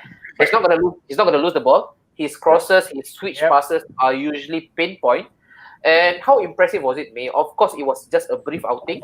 And in terms of just the intensity of the match, I think it's the perfect time for Thiago just to come in, just warm up. Yep. I've also mentioned with regards of like we won't be surprised. I think I do text Joel and also mention that you don't know, Klopp will definitely unleash the Kraken, and he did. Yeah. He did, as in to let Thiago. Can you imagine he signed on a certain date and he played onto the very next 2 days? So this is what we are talking about. It's someone who can actually change the game. But above all, besides Thiago is a great player and so on, Liverpool will actually, in fact, indeed, with slight lucky with that particular red card by Christensen, which is a total stupid rugby tackle from the back, and it was so obvious that groping from the. They might as well go to bed together. Judging by how tight the guard was from the back, he can do whatever that he wants with Sadio Mane. But the thing is, it is because of his carelessness and stupidity. I think because he's taller than Mane, so he can actually just not jump on top of him, just grope him from the front like that, and just grope him from the front. It looks like as if he wants to like molest him. Then after they talk, what kind of tackle is that? You don't know. In rugby, we call that is one of the best tackles. It's like spot on tackle. Yeah. But this is mentioning about this is with the refereeing and also the VAR which he put in place. You think he can get away with it? No. So that's why I say if they don't learn this from this tackling incident, I mean it will happen again. So that's why how I look at it, they were actually good with 2 games. And another guy also that is actually worth mentioning, right? Joe, this guy. Oh my God, I've got so much to say about him. So much. Okay, let's go, Joe. Let's go with you. But I think I want to throw this question to Hussein. Hussein, I just want to get your views on this. Right. Wolves definitely have a wonderful goalkeeper. In Rui, right? I think that fella is one of a beast of a goalkeeper. But when you look at Kepa, I mean, a club like Chelsea playing against Liverpool and Franks this season is going to be big. They spent really, really big money on this. And you're seeing a performance like Kepa. I mean, that second goal that Chelsea considered, that was a schoolboy error. How are you able to digest if you're not?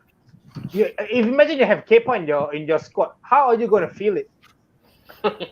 Oh my God, that's the reason why Chelsea signed the Senegal international. I think his days are numbered.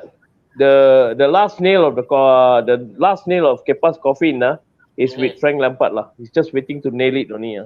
Because I think you look at 75 million, right? If I'm not mistaken, he was most expensive goalkeeper right now.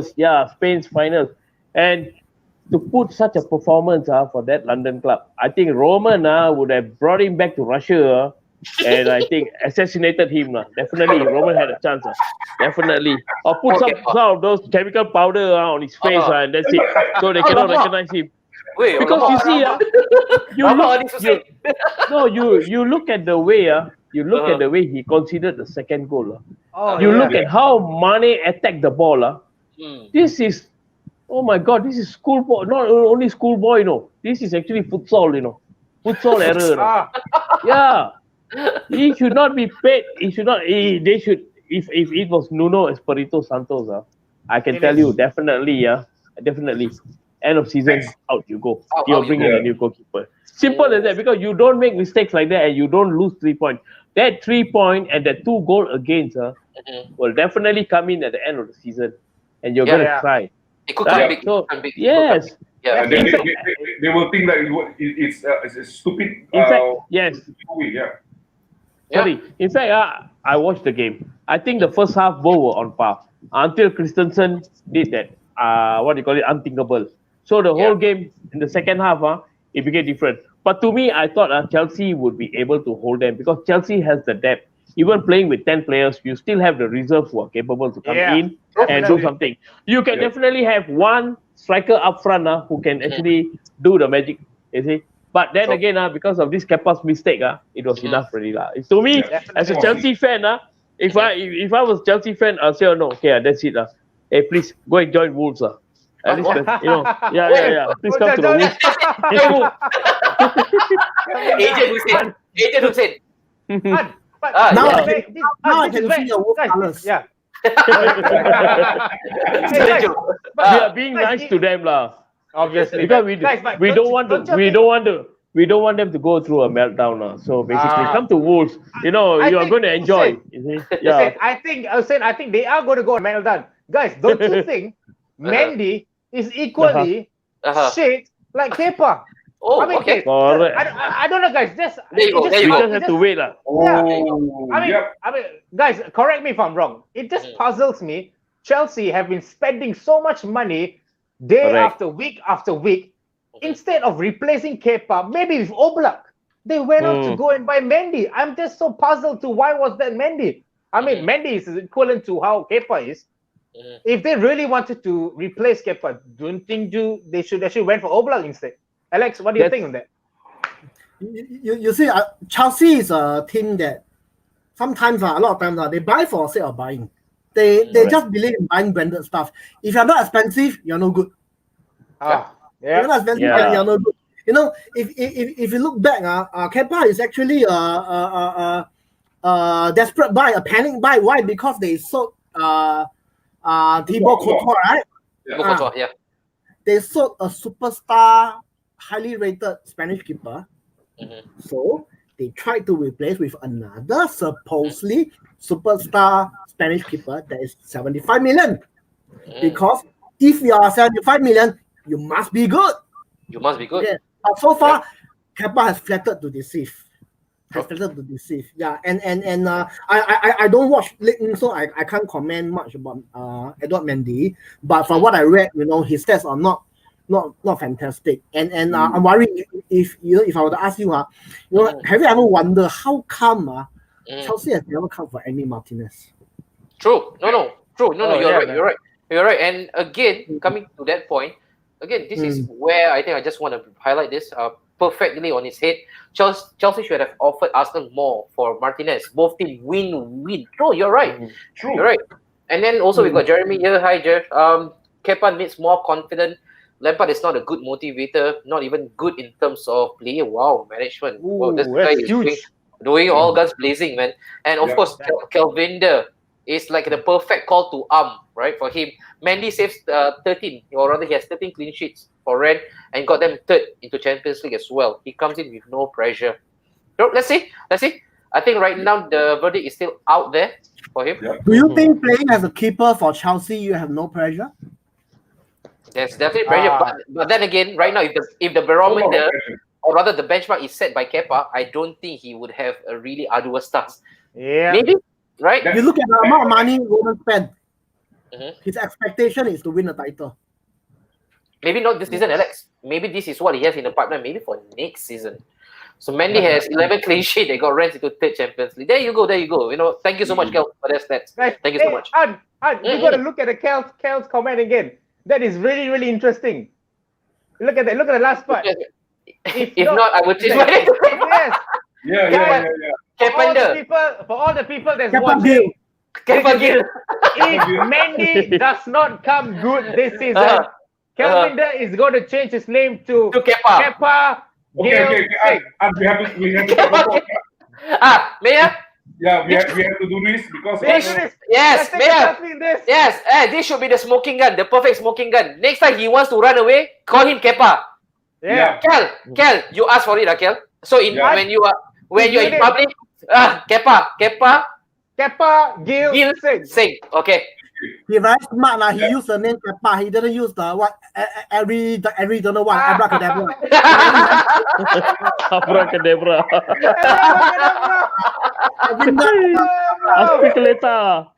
Aspilicueta.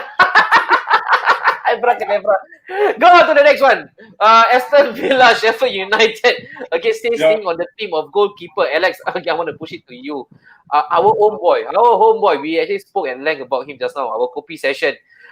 Again, given a chance, Alex, both you and me, I think we all agree wholeheartedly. It will be Bern Leno, but no, of course, our board they had a better idea of who they should sell. But what a debut, man! What a dream debut for this guy, Emi Martinez, saving a penalty, keeping a clean sheet, 3 points as well. What do you make of Martinez debut? I was lying on the bed watching the match. Were you crying? And then when Emi Martinez saves a penalty, I don't know what, I lost control. Tears rolled down my eyes. Like a proud dad, watching their children going up the stage for graduation. Yeah, you know, it's like dumping the wrong girlfriend like that. Dumping the wrong. I mean, I discussed this with you as an Arsenal fan. Wait, Alex, is it speaking from experience? The dumping girlfriend part? Come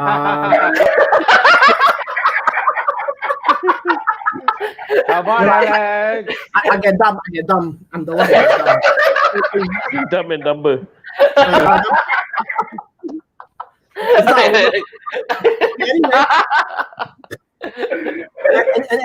Anyway, if I can, I will choose to keep Emi over Leno. No, if I can, I'll keep both. But if I can only keep one, I'll keep Emi. So it's sad to see him go. But he started well. And Aston Villa got himself a very good buy. Yeah. And back to what I mentioned just now. If Chelsea were to come in for him, I tell you, Emi will kill to want to go to Chelsea. Yes, play for them. So very lucky. I don't know why Chelsea never come for him, and he go Aston Villa. Yeah. And the benefit with his presence. And yeah, I think that's really good. I think for us, Arsenal fans, for the first time, right, we have given a blessing for a player's departure, because most of the time when they left, it wasn't to our wish. But this is one guy we all happily wish him well. Yeah, what a guy. All right. And then of course, Mayor, quickly, just touch on Sheffield United. If you're a Sheffield United fan, should you be worried? Definitely, because with this scoreline that they have for 2 games and 2 losses, and for the game week 1 lost at home 2-0 against Wolves, right? Which is it's a worrying factor, but I don't see how actually Sheffield will be able to actually match with all other top flight teams this season, which is I think very worrying. Very okay. This Sheffield United does not look anything like last season Sheffield United. In fact, they were not the same right after the project restart. Remember, they were a bit of You're right. A bit of a free fall. Yeah. So they might suffer the second season syndrome, and they might even be a relegation candidate. Definitely. Wow. Whoa, That's Harsh. epic. That's huge, Harsh. man. Like, that's huge. Harsh. All right, let's go on to the next one. Yes, this is why we brought Hussein Yep. all the way from the Midlands of England, right, to Singapore. Yeah, man. Yeah. So that he can talk about the defeat against Man City. But yes, Joe. before we even ask him about the game, I think there has to be something else we should ask. I think the fans all definitely want to ask before we even go to the game. It's not about Semedo, bro, about them losing one of their top players. Jota. Jota. Who said, we all want to hear from you. Losing. First of all, you lost Doherty first, which has been a stalwart throughout your rise to the Premier League. And then another guy whom I rate personally, for me, he is a more potent threat than the beefed up Iwobi, who is called Adama Traore. I think this guy presents a really potent threat, especially going forward. And this guy can work really well vertically. Defensively, good enough. Even going on an attack, left foot, right foot, across, again, the front line. He is super versatile. Was it a surprise that it was almost like a bomb being dropped? Suddenly Jota off, poof, to Liverpool. Yep. How surprising was it for you, Hussein? Or did you see that coming actually? I was not surprised and I was not pressured. You know why? For the last 3 seasons, if you minus the 44 years of supporting the club through all those painful and short-lived joy, the 3 years from championship coming up to 7 and consecutively 7 placing for a club that went into Europe, played 59 matches, and still keep a small squad. Yep. I am okay for him to leave because you know why? Because the money that we paid for him and the money that Liverpool paid was actually a very, very good, sense of business. And knowing these owners, they are very meticulous people. They will talk to the manager first. They will discuss. And Nuno has this speciality. If the player wishes to leave, that means the player's heart is not with the club anymore. Okay, there is no need for us to put him in the reserve, not to sell. We let him go. We let Doherty go.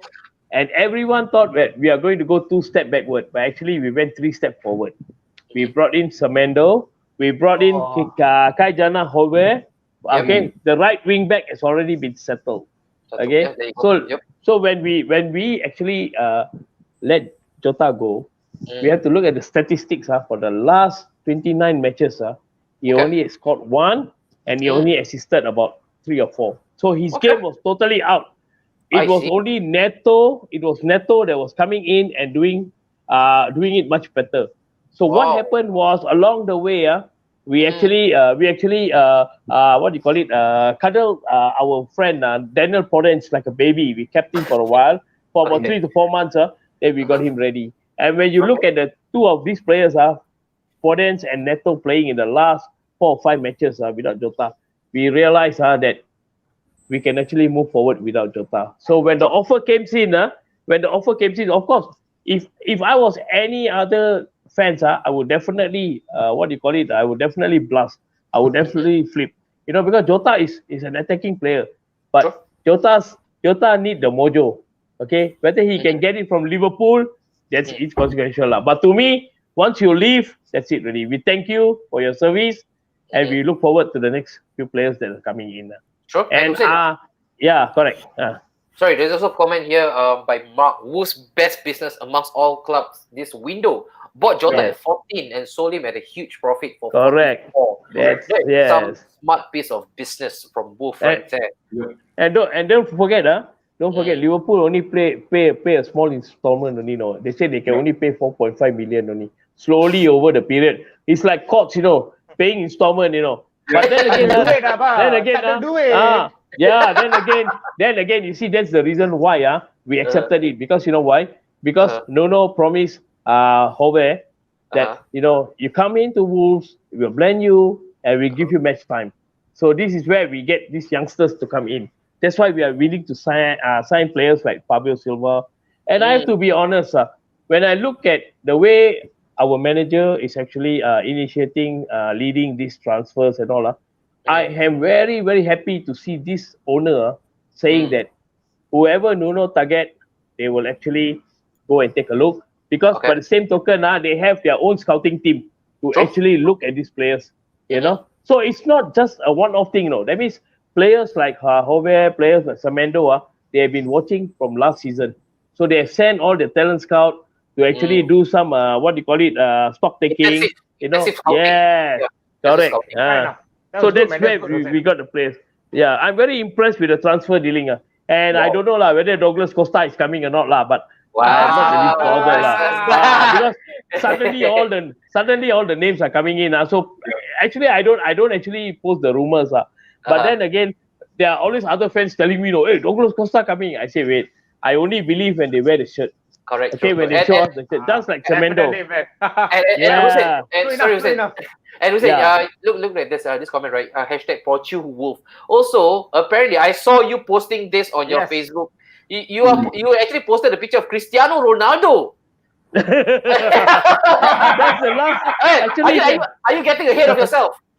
No, because we got the Portugal team ready, what? It's just a matter of time, only. Of course. And this Portuguese, and this whole Portuguese influence, right, Hussein? Maybe this is the perfect time. You will be the perfect mouthpiece to educate us. When did it actually come about? Was it through Nuno himself? I think, you see, when you look at Nuno, he is a goalkeeper, you know. So he is a goalkeeper. When he started, his first signing was Portugal #1, Rui Patricio. Yeah. Yes. Then he started with Poli. Cody and Roman Saiz were already there. It was then I realized he's a very precision person. Yep. He actually signed players from the back. Then he goes to the midfield. He got Neves, Moutinho, you know. And you notice that when he brought in Jota, he brought in Jimenez, okay. And then at the end of the period, he brought in Adama Traore. But he kept Adama Traore almost more than 15 games before he actually unleashed him. So to me, I felt that Nuno has a dream to build a football team. Okay, that is the call. If you notice, when the fans were all around, he was the only gaffer that the fans were actually sing to him for him. You know, they call him the god. They call him the god. Okay, so after, I mean, you look at it, after so many donkey years, we have a manager who actually made us believe that we can be one of the top team in Europe. So it is one of those. Yeah, it is one of those times that for me, although I keep my feet on the ground now, but I definitely tell myself, we have been to the worst, shittest, the lowest of low, and we are now coming up to the highest of high.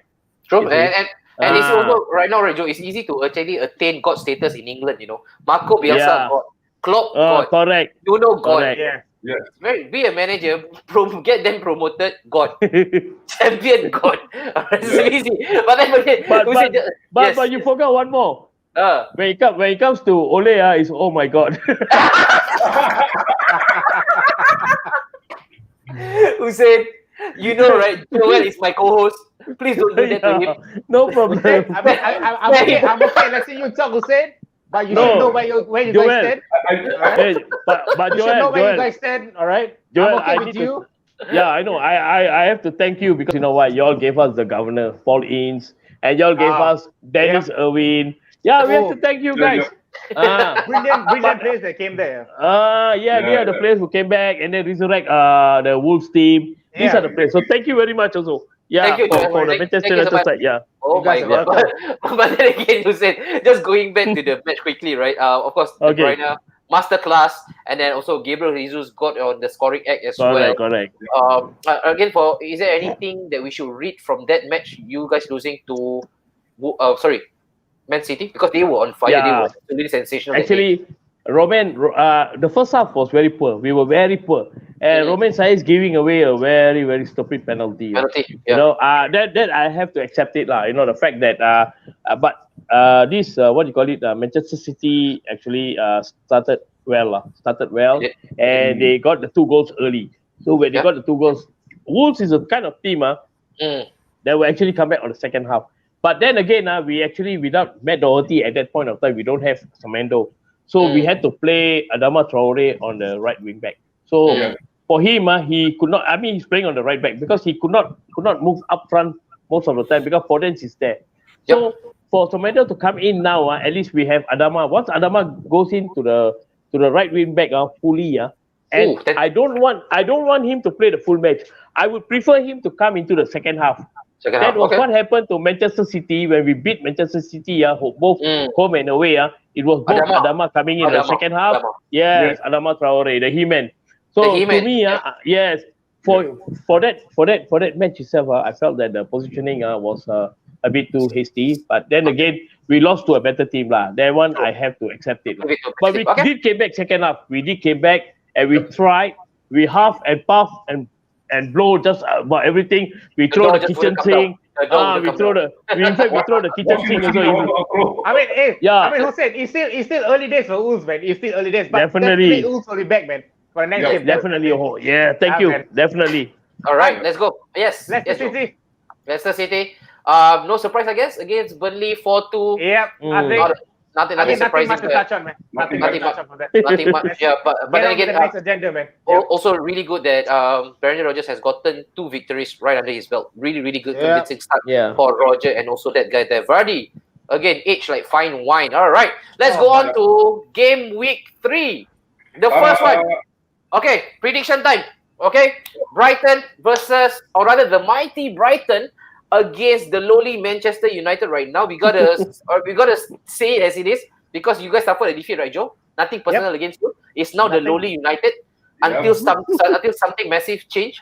But then right now, mighty Brighton against the lowly Manchester United right now. If you see there is a start, this is to indicate that Mayer will be predicting this match. Mayer has been making a name for himself. Mayer, last week 3 matches, you got 1 right. The game week 1, I think 3 matches, you got 2 right. Correct? So right now, Mayer 2, Napshot Studio 0. Mayer, you relax, Mayer. Relax first. All right? Don't get overly exuberant, huh? All right. Brighton versus Manchester United. On paper, this should be an easy match for United, of course, but nothing is easy with the Red Devils right now. They usually will make a meal out of it. So, Mayer, you go first. What will be your prediction at the Amex? Brighton United. Oh, what will be the prediction? I'll with this match, I think I have to go with Man United. With Man United, 2-1 win or with Man United. 2-1 win. All right, there you go. 2-1 win. And usually, right, Joe, our tradition, we usually leave it to the guests to actually take their pick. Alex, you have the honor first, Alex. Your beloved club, Manchester United against Brighton. Is there any possibility of an upset? We lost there, remember? 2-1? Yeah. Sorry, you go. I think Manchester United will win 1-0. 1-0? Yeah. Okay, so Mia, take down 1-0 for Snapshot. Yeah, because the hit on them already, they cannot lose. They cannot lose. Okay. They have to win. I'm going to break the bubble of Mayer and Alex. Thank you guys for supporting my beloved club. I'm going with a 2-1 victory for Brighton. Come on, Joe. It is reverse psychology. Come on, man. Simple. If this happens, Mayer, I will wait for my nasi padang. Alex, you buy me a beer. No, I think judging from just now, I'll buy you milk.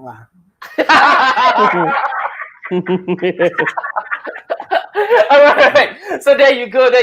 2-1 for United from the Mayor and from Napshot Studio. It's 1-0. Of course, this is being picked by our own edition. This one, Arsenal Football Oracle, Alex. So usually chun one, very chun. Alright, so the next one, Crystal Palace and Everton. Wow, 2 informed team. Hussein, yes. Look at them. Crystal Palace again after the massive victory at Old Trafford against the resurgent Everton. This should be the game. Yes, Joe, you're right about it. This should be the game to watch. Where do you stand? Where would your money be on right now for Crystal Palace and Everton? I would definitely go for Everton. Wow, 3 straight victories. Yes, I would go. Okay. I will go for 1-3. 1-3. Crystal Palace 1, Everton 3. Wow, there you go. Crystal Palace 1-3 for Everton from Hussein, aka Full Moon. Really? Crystal Palace 1, Everton 3. Everton 3 by our Hussein. Okay. Yes. Let's see how it pans out. And then the next one, West Brom, Chelsea. Nothing much for us to actually shout about. I think this again should be easy for Chelsea. Should be easy, right, Joe? We don't see any banana slip for Chelsea. Nah, I don't see this coming. So this should be I wouldn't say it will be a romp. I know for sure West Brom will be coming back like wounded animals, but again, too much firepower from Chelsea. Okay, and move on to the next one. Burnley Southampton, another game that will not capture too many imagination out there. I don't know whether you really want to sacrifice your slumber to wake up at 3 a.m. to watch Burnley and Southampton. I think this will be a clear cut Southampton for Ings. I think Ings will definitely get a score sheet again. Ings, okay. You're not giving a chance. Burnley is strong, at Turf Moor. But to be honest, I tell you, previous match that they met, Burnley won 2-1. Okay. Burnley won 2-1, eh? Okay. Kelvin here, game week 3, all games will be a draw. Yeah, there's nothing really exciting, apart from the Tuesday game. Nothing really for us to actually shout about. And then Mark also mentioned Crystal Palace is going to secure a third victory in a row. Okay. Azmail also mentioned there. Wow, slim margin. Yeah, that could be the possible scenario. And let's move on quickly to the next one as well. Sheffield United. Wow, Yorkshire Derby. This is a derby. It's a derby. It is a derby. This is a derby. Yorkshire Derby. Sheffield United back-to-back defeat for yourself, Mayor. Yes. Do you see this is the time finally that Sheffield United can secure the big W at last? It feels like what Cal has mentioned. I think it's going to be a draw game. Okay. I feel that way because Sheffield definitely don't want to lose in the derby. So, but Leeds has been actually been a pretty good team to watch. Yeah, but either side will want to lose, but I think it's still going to be a draw game. A draw, yeah. I see draw written all over this game. But could it be a high scoring draw? 4-4, is it? 4-4. Kelong. And then Spurs and Newcastle. Newcastle is a bit of Spurs kryptonite. They usually come up big against. I think that could be Spurs' first game, though. Gareth Bale's first game. Oh no! No! I don't think so. Because he's no. He's still injured. He's not fully fit. Okay, all right. He's not fully fit right now. But then again, Spurs against Newcastle, impressive win by Spurs. They completely romped over West Brom, or rather, sorry, Southampton as well. This time playing at home. You know for sure, Mourinho and Spurs, when they are playing at home against a low defensive block team, they usually struggle to actually pick the lock. Do you see the same thing happening here, Alex? Spurs and Newcastle. I think Spurs will be spurred on by the victory over. Funny this guy, funny Alex. That's why I invite him. The realist. So the realist is a victory, for Spurs. Son Heung-min will be on fire. Another 2 goals for him. 2-0. Wow, 2-0. 2-0. Wow, from Alex, the realist. And then Hussein, of course, we want to take a look at Man City and Leicester. This is what our producer wants us to actually take up. The challenge of predicting Man City and Leicester. Let's give the honor first to our guest today, Hussein. Captain, Okay. Man City playing at home. Where do you go?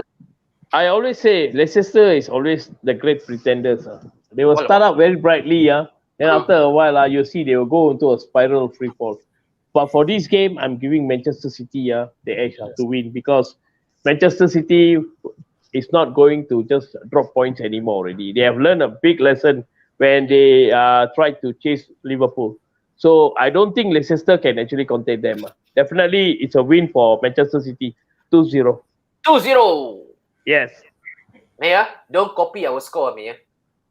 I'm definitely not going to copy the score from our beloved, our great Mr. Hussein. I'm going for Manchester City with a 5-0 win. 5-0. Are you kidding me? You started watching football yesterday or what? That's right. No, 5-0. 5-0. Mia, come on, Mia. And why would it be such a smooth sailing journey? Okay. I'm gonna tell you this. Just like how Kel said that if Kepa is gonna block me, he's gonna teach you to Kepa. I'm gonna say this. Let's go. Hey, it's dangerous, When Mayor is laughing before he starts to speak, it's dangerous, Yeah. I'm gonna change your name too. If Manchester City really beats this Leicester 5-0, I tell you, I'm gonna appear on Napshot with no shirt on. Oh! Guys, if wait. everybody's listening, Wait. Jojo. But if he gets the score right, shouldn't we be the one who should be suffering the brunt of the forfeit? Why is he taking out? He's looking for an opportunity to take out his shirt of this guy, this mayor. He just wants to show off something. He wants to show off something. This guy exhibitionist. No, if he gets it right, why should he be the one opening up his shirt?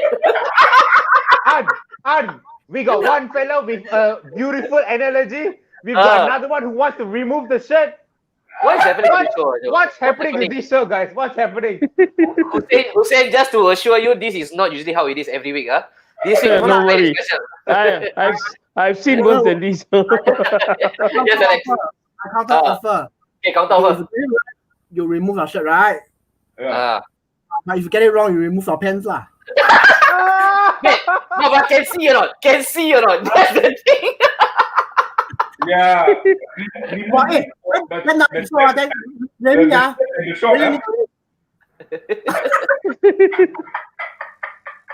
Hey, pening. Headache, Joe, nobody says it's going to be easy to host this show. You have to handle all this kind of character. Definitely, tell me about it, bro.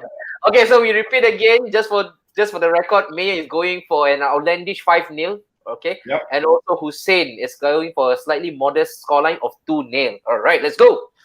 To the next one, West Ham against Wolf. Wow, Hussein, come on. On job again. Okay, this game. Okay, this game, from what I heard, I don't know whether the game is going to take place because of the COVID-19. Because they had 3 players plus their own manager also tested positive. So we'll just have to wait and see. But definitely for me, I want to win. Simple as that. I don't know about the score, but if I were to be modest, I would say I'll go for 2-0 for Wolves. Okay. Yeah. So just taking a bit of a comment, shout right now, Faisal Jabbar Leeds is wounded after the EFL defeat. Yeah, true. And then, hey Jude has a suggestion, change your name to Pep. Nah, it's not funny. Pepsi.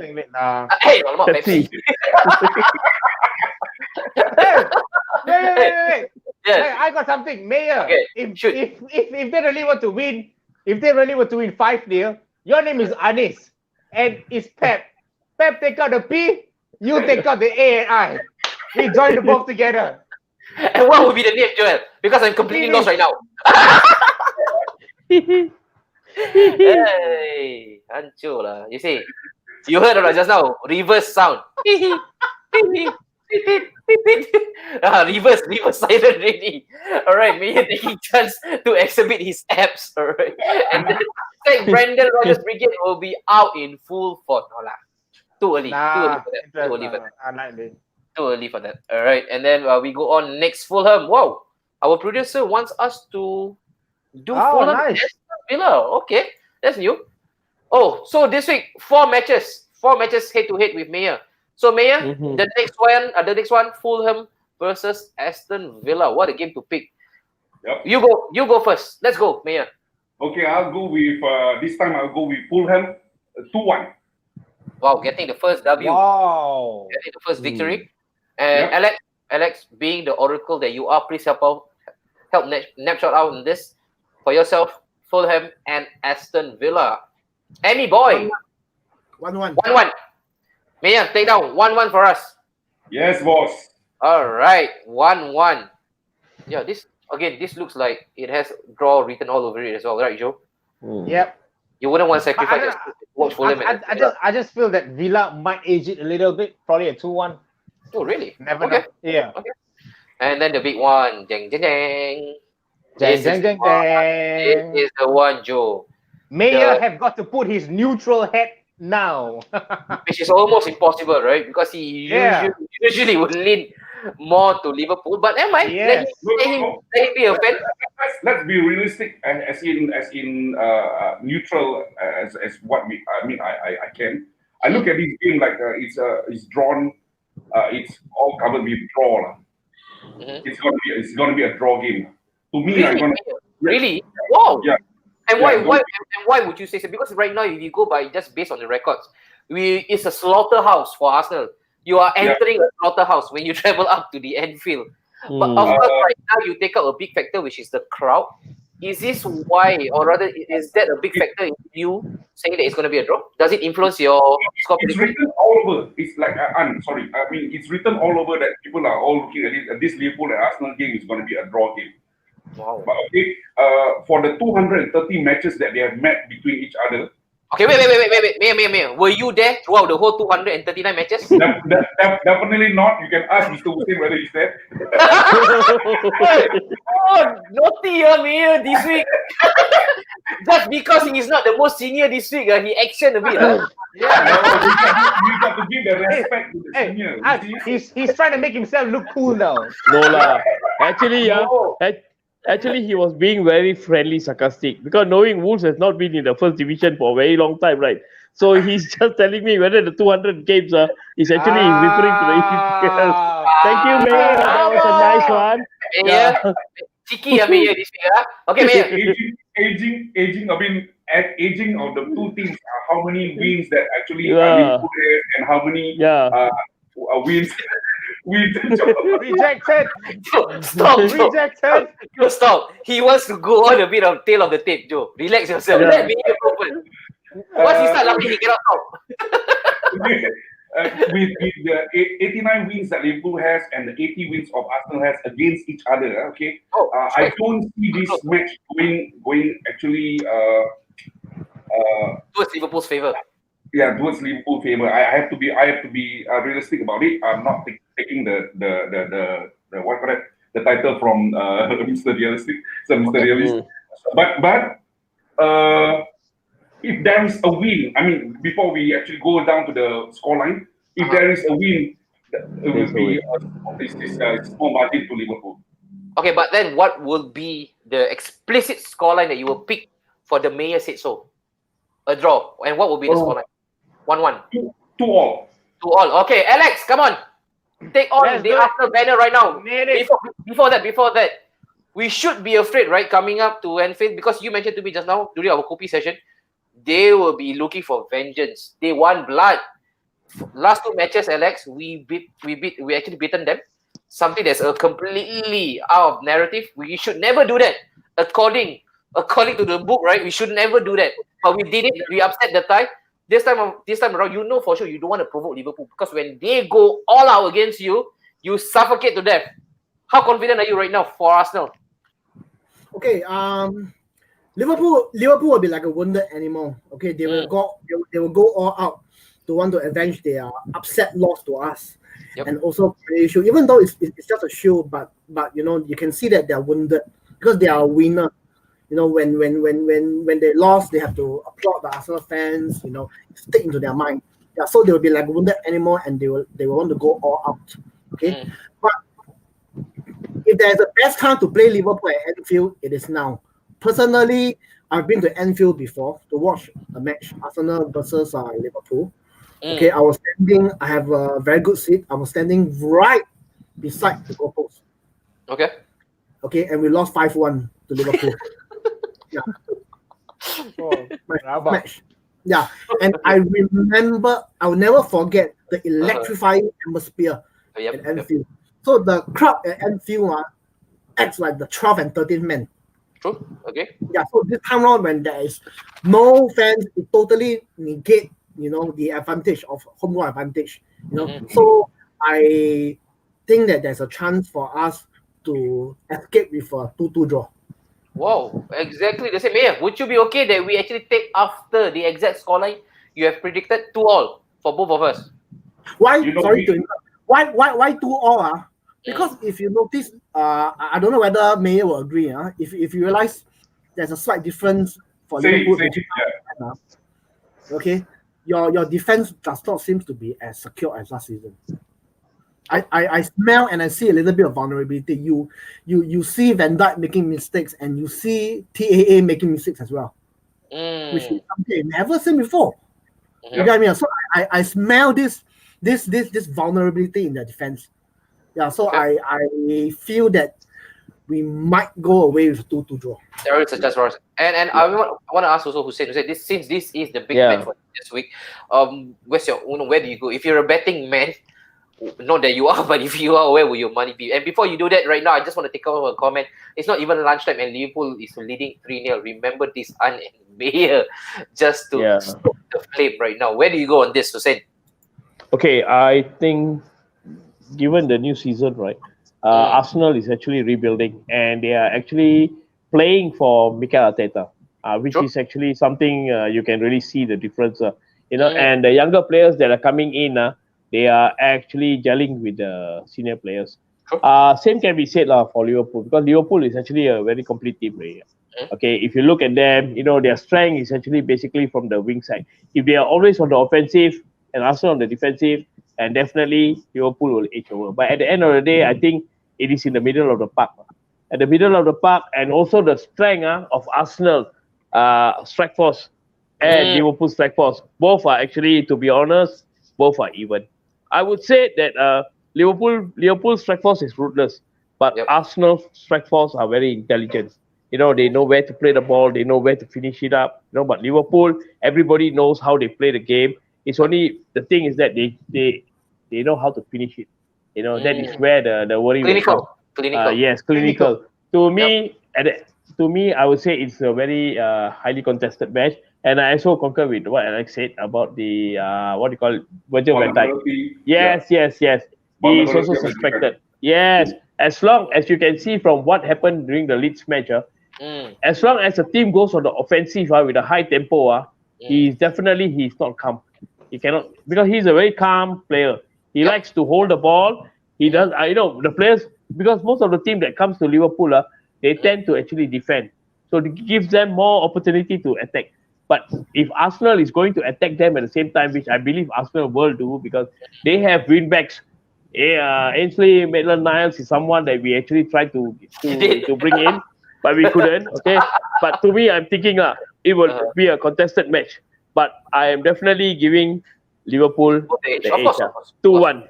2-1. And enjoy yourself again. You're another neutral. In fact, it wouldn't please you to bet for any one of the teams. You will wish both teams lose, huh? Yeah, he will wish. He would wish that both teams can suffer a defeat in one match. All right. But Joe, where do you stand on this, Joe? I just want to hear your insights for Liverpool and Arsenal. I think I've talked to you about it. You know what I feel. I think Liverpool, when they first played against Liverpool, their defense was quite shaky, but their attack is still feisty. What I saw them play against Chelsea is, if not for the red card, I think Chelsea would have get something out of the game. Liverpool really wasn't really pressing until, I think the only player that I saw really played their hearts up was Mane. Mane really tried to do everything, Mick. He tried here and there, and I think when Thiago come in, that's where it just started to piece in a bit. Anderson was really off.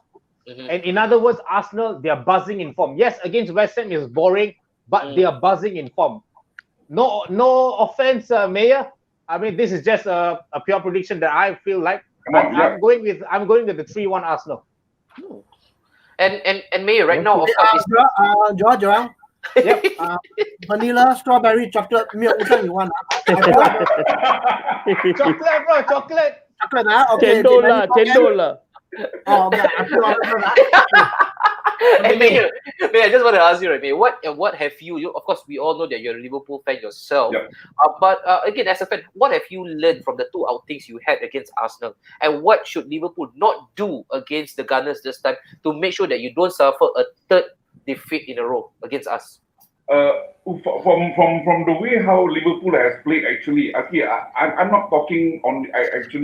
When I'm giving you the scoreline as a Mayor, I was not talking as in on behalf like I'm supporting Liverpool. I'm looking at it as in truthfully and not be biased about it. Of course, as a supporter, I want Liverpool to win. Every supporter wants their own team to win.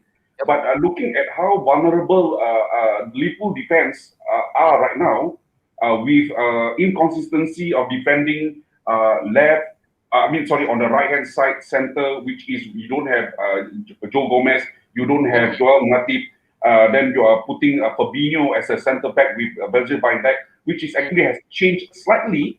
Make it look, but both of them are not too fast defenders. Okay, fair enough. Like Mr. Hussein said as well, they are just calm and relaxed kind of defenders.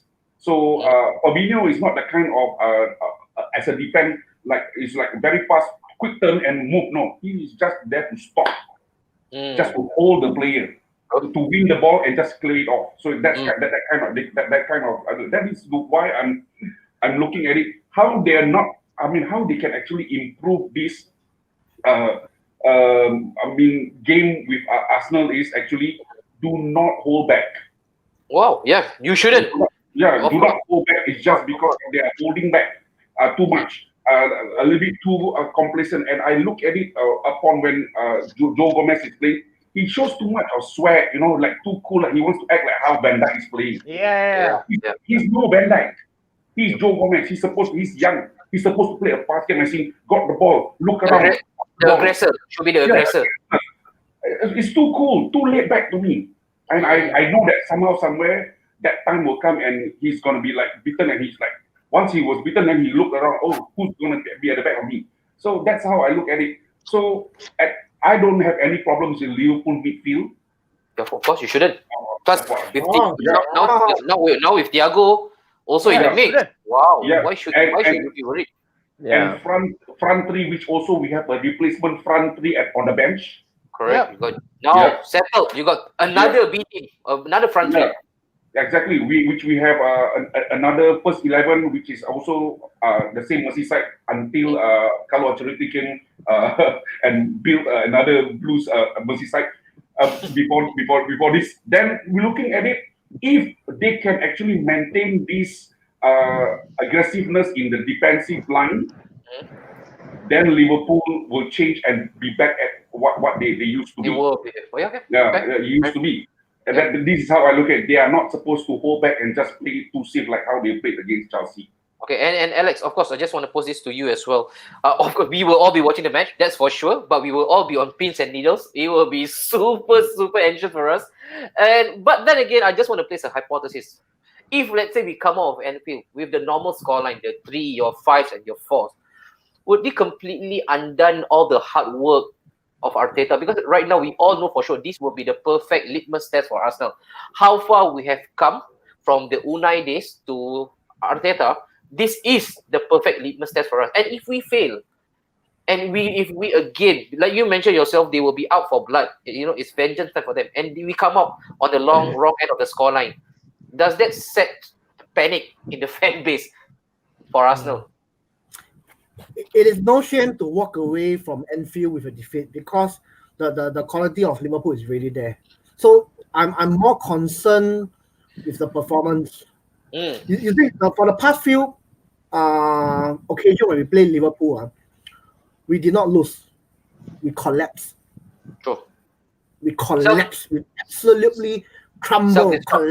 Self-destruct. You get what I mean? So if you were to walk away with a Hartford 1-0, even a 2-0 defeat, when you see that the players are putting in an effort, playing for the manager, I'm fine with that. I'm fine with that. It's no shame. It's no shame to lose to Liverpool. Yeah. Okay, there you go, Joe. So that pretty much sums up game 3.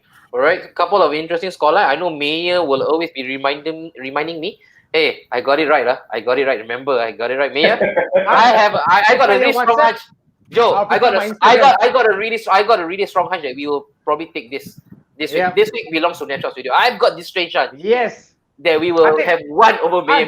Because Mayer, we do it right. If this time we do it, I'm gonna hunt him down in Instagram. Correct. Mayer head is getting bigger. Every now and then he will tag me in his post. Bro, I will tag you now. You remember? I said you collide. Mayer, for the last time, Mayer, I remember. Don't have to remind me. Alright? I remember. That is what is Snapshot Nation is all about, man. So, I just want to second that, and this is again coming from Kelvin. The Mayer, you come to SC, you will have to run after the bus. And then also, I really love another one right from him. Bunch of buddies talking at the kopitiam. Gotta love the harmony. Football unites. That's right, man. Hussein, I got a really big question for you. Do you have any more Wolves fans that will be eager to come up? Because you know why Wolves, they are on, again, if you're talking about trajectory, right? They are always on the upward trend. We need more Wolves. How big of a support group does Singapore enjoy for Wolverhampton Wanderers? Okay, currently, I think if like what I told you, we have limited editions, right? So most of them are basically who have been supporting the club more than 40 over years. Okay, these are all the older when we were in the Division 1 and all. So they are still there. We are just like me with white beard and all, looking handsome as You know. Suave. They are all Wolves fans. Yeah, yeah, yeah. I have, yes. I do have a few that I would tag you all in the long run, and very interesting characters. And also we have expatriates who have been staying in Singapore for more than 10 years. So they are also part of the Wolves fans, and it is very. I think it's very interesting for us because you know why it's like a East meet West. It's something that when we talk to them, when we talk to them, they can actually, especially those who come all the way from West Midlands to visit us, and then we bring them go for makan. The spice of life in Singapore, the food. And when we relate to them about the football and all, they are actually quite proud to know that hey, after all these years, Wolves is in the dump, but we still have these people who are there, through thick and thin. You see, so you can see the difference, but definitely we currently we have about 120 over fans, genuine fans, Wow. genuine, yes, Awesome. yes. But it Hopefully will actually we are pick able up. to tap into them, and hopefully one day we're able to tap into them. Yeah, no, because of the COVID-19, so a lot of youngsters may not be aware of how this club is actually transforming. Hopefully Yep, this season definitely. we will see. hope Yeah, We hope for correct. the best. We hope for the best. Yeah, Ann and Joe, you don't mind me asking Mr. Hussein this final? Yeah. I mean, for me, Go very ahead, quick man. question. Yeah, go ahead. Go Okay. ahead. Do you think with this current squad of Wolves uh-huh. would be enough for Nuno to actually bring Wolves somewhere at the top of the league? Okay. As in. Nuno, yes, Nuno likes to keep a very small squad because he knows that it's easy for him. At the same time, we have a strong squad of 22 this year. Apart from last year, we only had 19. Okay, this year we had 22. So what we did was actually it was the same 19 that we have, the strong squad, but 3 academy players comes in. Okay, 3 academy players will always come in. The 3 academies are David Kilman. Then we have who is this? Oscar Burr, and one more is actually Morgan Gibb White, but he's already loaned to Swansea. You see, so these are the players. These are all those under 21s. Basically under 21 players. So he will keep him into that squad, keep them there, play a random game here and there. But the thing is that the strong squad this year, I'm quite capable. Like what I said, the last one it could be Douglas Costa. If he comes in, fine. Then we have the icing. We have completed everything. That means we have the wing back settled. Yes, we have. So at the end of the day, it's all about this. And then we have Connor Cody, who has already earned the first England cap. So it is something big achievement for Wolverhampton Wanderers. So definitely, I'm going for top 6 again. I'm very confident. Yes, top 6. There you go. Yeah. There you go. Top 6. And Mayor, maybe the second one. The second one will be. I'm sure that this is a very stupid question coming out from me, but nothing stupid, Mayor. Nothing. No. Just to be sure that how many times have you been to Molineux Stadium? Okay, in my whole lifetime, twice. Yeah. Yeah, one was way back in the 80s. Wow. Okay, one was way back in the 80s, and then the current year was in the millennium year 2000 plus. So at that time when I went there, it was on a 7-day just to watch 2 games back to back. Normally when we travel we will always look for back to back matches. It's very important. At least you must be there at least 15 days. You have 2 back to back matches, home game, or you can have a League Cup or maybe a FA Cup. But make sure when we travel, we want to make we want to spend our money, well spent, and also not to forget, also go and support the lower league, which is within the West Midlands. Okay, that means they have Stourbridge, Shrewsbury, Walsall. Yeah, because you know why these clubs are basically, even though they are rivals, but at the end of the day, there are Wolves fans who actually support the lower division. Just like in Singapore, even though I support Wolverhampton Wanderers, but I have a very loving spot for my local club, which is already now defunct, Woodlands Wellington Football Club. Oh, Okay. I am based in Woodlands, so as a local boy, I support my local team. Okay, unfortunately, my team is no longer there, so I don't support any other S-League club. I'm just waiting for them to come back. That's all. Other than that, I will concentrate on Wolves. Yes, that's it. Awesome, man. Awesome. Thank you so Just much. Actually, it's just a reminder to most of the fans. You can support your EPL club, but don't forget to support the local. Because these players also need the fans there. Okay, these players also need the fans there. Thank you. Is it okay? Just one more. Just one more. Very excited. Is it true that Nuno Espirito Santo played under Jose Mourinho? Yes, he did. Yes, under Porto. He was the goalkeeper. Okay. The one that Champions League? No. The one that won the Champions League. I think it wasn't. That was Victor Baia. That was Victor Baia. Okay. That wasn't him. That wasn't him. Okay. Hussein, Yes, but he thank played. you so much. Thank you so much. We absolutely love the energy that you brought forward. Thank you, man. I want to thank you guys also, Thank you so much. We really would like to see you, again making an experience for Wolf, because why not, man? Wolf is amongst the conversation when it comes to top 6, right?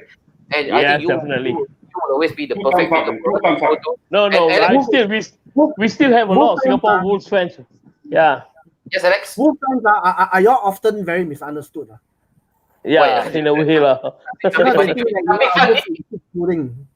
What's that? They what? I cannot hear you. As Wolf in sheep's clothing, no, Wolf in sheep's clothing. Alex, come on, you gotta improve, Alex, don't let me come to your house and huff and puff. Alex, and I'll bring your house down. Hey Alex, when the bus captain says that, you better take it seriously. Don't do it. But Alex, I just want to close this with you, man.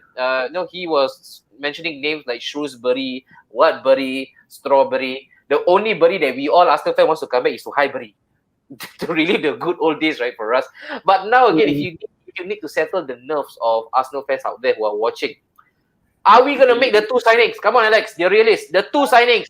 The revered Thomas Partey and also Hossein Awa. Are they coming or are they not? Okay, I'm in the 80% club. 80% club. That they are coming. Yes. Okay. And if they do, this is again based on your projection, where will we finish this season? Okay. 3rd or 4th. Wow. Wait, Maya, no chance today, Maya. Even with Partey and Awa also, we will be 5th. Yes. These two must come in. Okay, then I'm confident that we have a chance to hit 3rd or 4th. Okay. And quickly, another one that comes off flying in. Just Jorginho. Jorginho was strangely linked to us. We know for sure that we are working for a swap. Would you take Jorginho? If Jorginho was coming, then same old Arsenal. Same old Arsenal. Better for second best. But remember, I posted something on IG. I said it could be both. Yeah, it could be both. It could be both that you will get. Awa and Partey. Awa and Partey. Yeah. No, so I'm saying if we get both, only if we get both, we have a chance to sniff 3rd or 4th. If we have both. If we only have one, okay, then we are scraping at 4th. Okay. Yeah. There you go. So for us, there is a cause of optimism. Fingers crossed for this, Joe. Not to worry. If Awa does not come in, Anwari will still be here every Thursday at 9 p.m. We will always be here with you guys. Of course, this Monday, this Monday, we will be having the Kel and Joe show. Of course, we are covering the top 6. And then next Thursday, depending on the result, I don't know whether I can make it for the show on Thursday. Depending on the result on Tuesday. If it's a complete whitewash, MC for today because I cannot take the heat. I cannot take the heat, Joe. So I better cover myself. That would be amazing, bro. Amazing. But then again, hit after hit after hit after hit. But then again, thank you so much to everybody who has actually thank you so much, guys. Yeah, man. Really good Nice number. having you, Alex, as well as Mr. Hussein. Yes. Two thumbs Thank up you, for this guys. Thank you. chemistry. Yeah, you, thank Sid. you, Napshot Studio. I really No appreciate it. problem. Thank We you so love much. your, Thank we love you. your presence. Yeah. Keep doing what you're doing. No Alex, worries. you'll be back for sure because we will have one transfer show later on that we will actually come up with. You will Yeah. represent us because you will wrap up for us Yep. our transfer activity. A last entry came in. Zik Farid, Arsenal 2, Liverpool 0.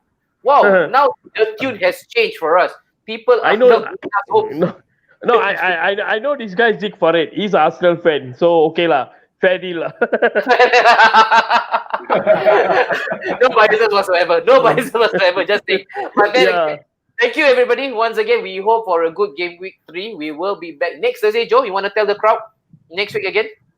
Yep, guys, please tune in next Monday. We will be back with the Karen Joe. And next Thursday, we will be back with the big focus with more ideas, more subjects, and More new more guests. football More new talk guests. and more new guests to come up with. So with Yeah. that, I think it's been wonderful that you guys you have so been watching. Guys, please like, share, Like, subscribe. comment, subscribe. Don't forget Definitely. to subscribe on YouTube and don't forget to subscribe in Facebook, Instagram, and in addition, Twitter as well, guys. And Yeah. then to close off this show for today, Kevin Leslie mentioned can't afford to pay for therapy if Mayor decides to take some instead of. With that, bye-bye everybody. Have a good one. See you on next week at 9 p.m. Yeah, Bye-bye. good night. Bye. Thank you, guys. Thank you.